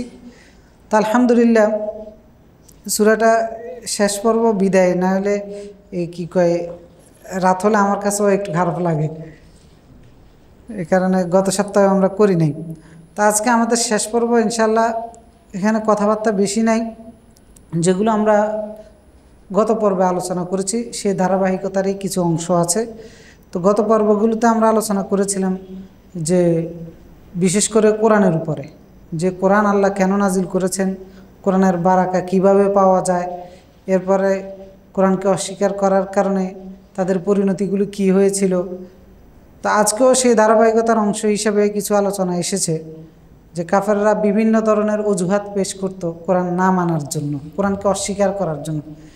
এটা সেম বহু মানুষ আছে যারা দেখবেন যে শরীয়তের সঠিক বিধান সে জানে, শরীয়তের করণীয় বর্জনীয় হালাল হারাম সে জানে, কিন্তু যখন সে এটা মানতেছে না, যখন তাকে বলা হয় তখন সে এই ঠুনকো কোনো একটা অজুহাত দেখায়। অজুহাতটা এই কারণে দেখায় না যে অজুহাতটা অত্যন্ত যৌক্তিক, দেখায় শুধুমাত্র সে না করার পিছনে যে যুক্তি আছে, একটা কারণ আছে। এটা দেখবেন অনেকে নামাজ পড়ে না, এই ভাই নামাজ পড়েন না কেন, কাপড় নষ্ট, মানে দেখেন এটা কোনো অজুহাত হলো, কিন্তু সে তারপরেও এটা দেখাচ্ছে। ঠিক আছে রে ভাই, তোমার এই কাপড় দিয়েও পরা যাবে। এবারে এরপরে আরেকটা দেখায় দেয়, আরেকটা দেখায় দেয়। তো এই যে কিছু অযৌক্তিক অজুহাত আমরা দেখাই আল্লাহর আদেশ বা নিষেধকে অগ্রাহ্য করার জন্য, অস্বীকার করার জন্য। তো কাফেররাও আল্লাহর পক্ষ থেকে আসা কোরআন, রাসূলের বাণী সব কিছু তারা জানে সত্য, কিন্তু তারপরেও তারা এরকম কিছু অজুহাত দেখাতো। তো এর মধ্যে একটা অজুহাত তারা দেখাতো, আল্লাহ তাআলা বললেন, যদি আমি কোরআন নাজিল না করতাম তাহলে তোমরা দেখাইতা, যদি আমি রাসূল না প্রেরণ করতাম তাহলে তোমরা দেখাইতা। সে অজুহাতটা আমরাও দেখাইতাম। কিয়ামতের ময়দানে আল্লাহর বিধান অনুসারে চলার কারণে আল্লাহ পুরস্কার দিবেন না? দিবেন। এখন আল্লাহর বিধান না মানার কারণে আল্লাহ শাস্তি দিবেন না? দিবেন। এখন মনে করেন আমি আল্লাহর বিধানের কোরআন অথবা নবী রাসূল কেউ আমার কাছে আসে নাই, কিন্তু আমি জানি, কিন্তু তারপরেও আসে নাই যেহেতু এই কারণে করি নাই। এখন শাস্তি যখন আল্লাহ আমাকে কিয়ামতের ময়দানে দিবে, তখন আপনি কি কমন অজুহাত দেখাবেন? আমার কাছে তো নবী আসে নাই, আমার কাছে তো আল্লাহর পক্ষ থেকে কোনো নির্দেশনা আসে নাই, এই কমনটা দেখাবেন। তা আল্লাহ তাআলা কাফেরদেরকে বললেন যে কোরআন কেন নাজিল করেছে। এই 157 নম্বর আয়াতে আল্লাহ তাআলা ঠিক এই অজুহাতের ব্যাখ্যা দিচ্ছেন। আউযু বিল্লাহি মিনাশ শাইতানির রাজীম, বিসমিল্লাহির রহমানির রহিম। أو تقولوا لو أنا أنزل علينا الكتاب لكنا أهدى منهم فقد جاءكم بينة من ربكم وهدى ورحمة فمن أظلم ممن كذب بآيات الله وصدف عنها سنجزي الذين يصدفون عن آياتنا سوء العذاب بما كانوا يصدفون 157 নম্বর আয়াতে আল্লাহ তাআলা বলতেছেন আও তাকুলু লাউ আন্না উনজিলা আলাইনা আল কিতাব লাকুন্না আহদা মিনহুম, যে অথবা তোমরা বলবা যে লাউ আন্না উনজিলা আলাইনা আল কিতাব লাকুন্না আহদা মিনহুম, যদি আমাদের কাছে কিতাব নাজিল করা হতো তাহলে আমরা তাদের চাইতেও বেশি হেদায়েতের উপরে থাকতাম। ফাকাদ জাআকুম বাইয়িনাতুম মির রাব্বিকুম, তোমাদের রবের পক্ষ থেকে তোমাদের কাছে বাইয়িনাত এসেছে, ওয়াহুদান হেদায়েত এসেছে, ওয়া রাহমাতান এবং রহমতও এসেছে। ফামান আযলামু মিম্মান কাযযাবা বিআয়াতিল্লাহি ওয়া সাদাফা আনহা, তার চাইতে বড় জালেম আর কে হতে পারে যে আল্লাহর আয়াতকে মিথ্যা প্রতিপন্ন করে, বিশ্বাস করে না, অস্বীকার করে। ওয়া সাদাফা আনহা, এবং আল্লাহর আয়াত থেকে বিমুখ হয়ে থাকে, মুখ ফিরিয়ে নিয়ে যায়। সানাজিজিল্লাযীনা ইয়াসদিফুনা আন আয়াতিনা, যারাই আমার আয়াত থেকে মুখ ফিরিয়ে নিয়েছে অচিরেই তাদেরকে আমি বিনিময় দিব। সু আল আদাব, কি বিনিময়? নিকৃষ্ট শাস্তি। সু আল আদাব, অত্যন্ত নিকৃষ্ট শাস্তি। বিমা কানু ইয়াসদিফুন, কারণ তারা বিমুখ হয়েছিল, মুখ ফিরিয়ে নিয়েছিল আল্লাহর আয়াত থেকে। তো আমরা এই যে বললাম শুরুতে অজুহাত একটা দেখাইতো তারা, কারণ এর আগের আয়াতে গত সপ্তাহে আমরা আলোচনা করেছি, তারা অজুহাত দেখাইছিল যে তারা অজুহাত দেখাতো আল্লাহ যদি কোরআন নাজিল না করতেন, কারণ কোরআনের মাধ্যমে আমাদেরকে কোনো আদেশ বলা হচ্ছে, কোনো নিষেধ বলা হচ্ছে। মনে করেন আপনি আর আমি লাগামহীন একজন মানুষ, নিজের যেভাবে মন চায় এভাবে চলতেছে। এখন আল্লাহর পক্ষ থেকে আল্লাহ বলতেছে এইভাবে চলতে হবে, এইটা করা যাবে, এটা করা যাবে না। তো এটা কি আমাকে বাধ্য করা হলো না? এখন এটা আমার পছন্দ বা অপছন্দও তো হতে পারে। তো তখন দেখা যাচ্ছে যে এ আমার মন মতো না হওয়ার কারণে, তো তখন আমি বললাম যে আল্লাহ কোনো কিতাবে দেয় নাই, কোনো রাসূলে দেয় নাই, আমার মন মতো না হওয়ার কারণে। তাহলে এই আশঙ্কার কারণে বলতেছেন কাফেরদের এই আশঙ্কা ছিল বিদায় আমি কিতাবও নাজিল করে দিয়েছি, রাসূলও প্রেরণ করে দিয়েছি, যাতে করে তারা এই কথা বলতে না পারে যে অতীতের জাতিদের কাছে শুধু কিতাব এসেছে, আমাদের কাছে তো কোনো আসে নাই। মানে মক্কার মুশরিকরা যেন এই কথা বলতে না পারে ইহুদি এবং খ্রিস্টানদের কাছে কিতাব নাজিল করা হয়েছে, তারা আল্লাহর কিতাব জানতো, বুঝতো, এই কারণে তারা মেনেছে। আমাদের কাছে তো কিতাব নাজিল করা হয় নাই, তো সুতরাং আমরা এই কারণে আল্লাহর অবাধ্য ছিলাম।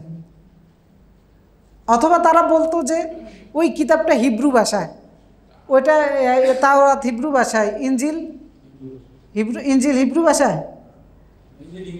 যাই হোক ওদের স্বজাতির ভাষা, এখন আমরা সেই ভাষাও বুঝি না, এই অজুহাতও দেখাতো, যার কারণে আল্লাহ কোরআন আরবিতে নাজিল করে দিয়েছে।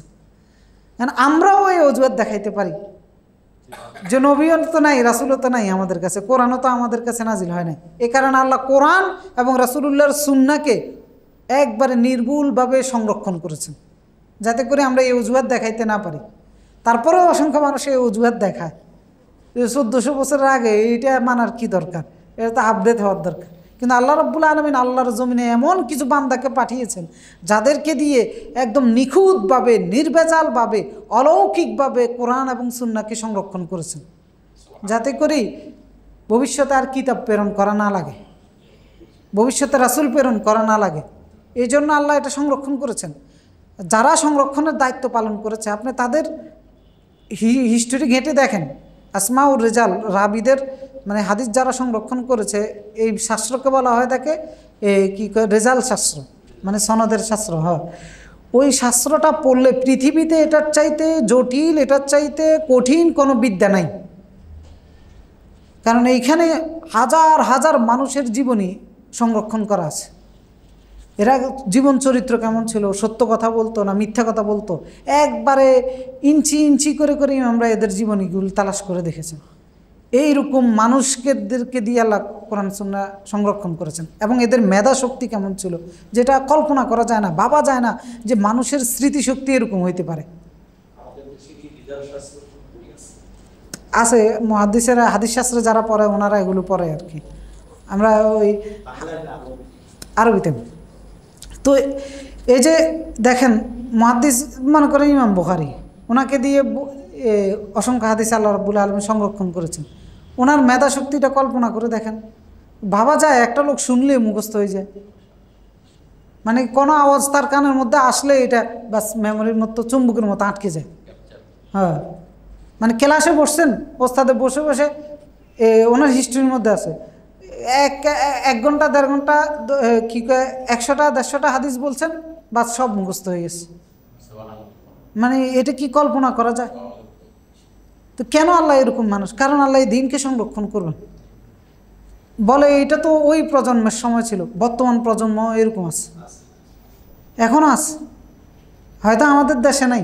আপনার সৌদি আরবে গেলে এরকম একাধিক পাওয়া যাবে, বিশেষ করে মধ্যপ্রাচ্যে একাধিক পাওয়া যাবে, সুদানে গেলে পাওয়া যাবে। কারণ আমরা তো এইগুলো নিয়ে পড়াশোনা করি না, ওরা পড়াশোনা করে, যার কারণে ওদের মধ্যে এরকম আল্লাহর বান্দা আছে, অসংখ্য বান্দা আছে, যারা মানে এটা কল্পনা করা যায় না যে এইভাবেই কেমনে একটা মানুষ এটা জ্ঞান সংরক্ষণ করে রাখতে পারে। তো কারণ আল্লাহ আর নবী পাঠাবেন না, আর রাসূল প্রেরণ করবেন না, আর কিতাব নাজিল করবেন না, যার কারণে এটা এভাবে সংরক্ষণ করেছেন।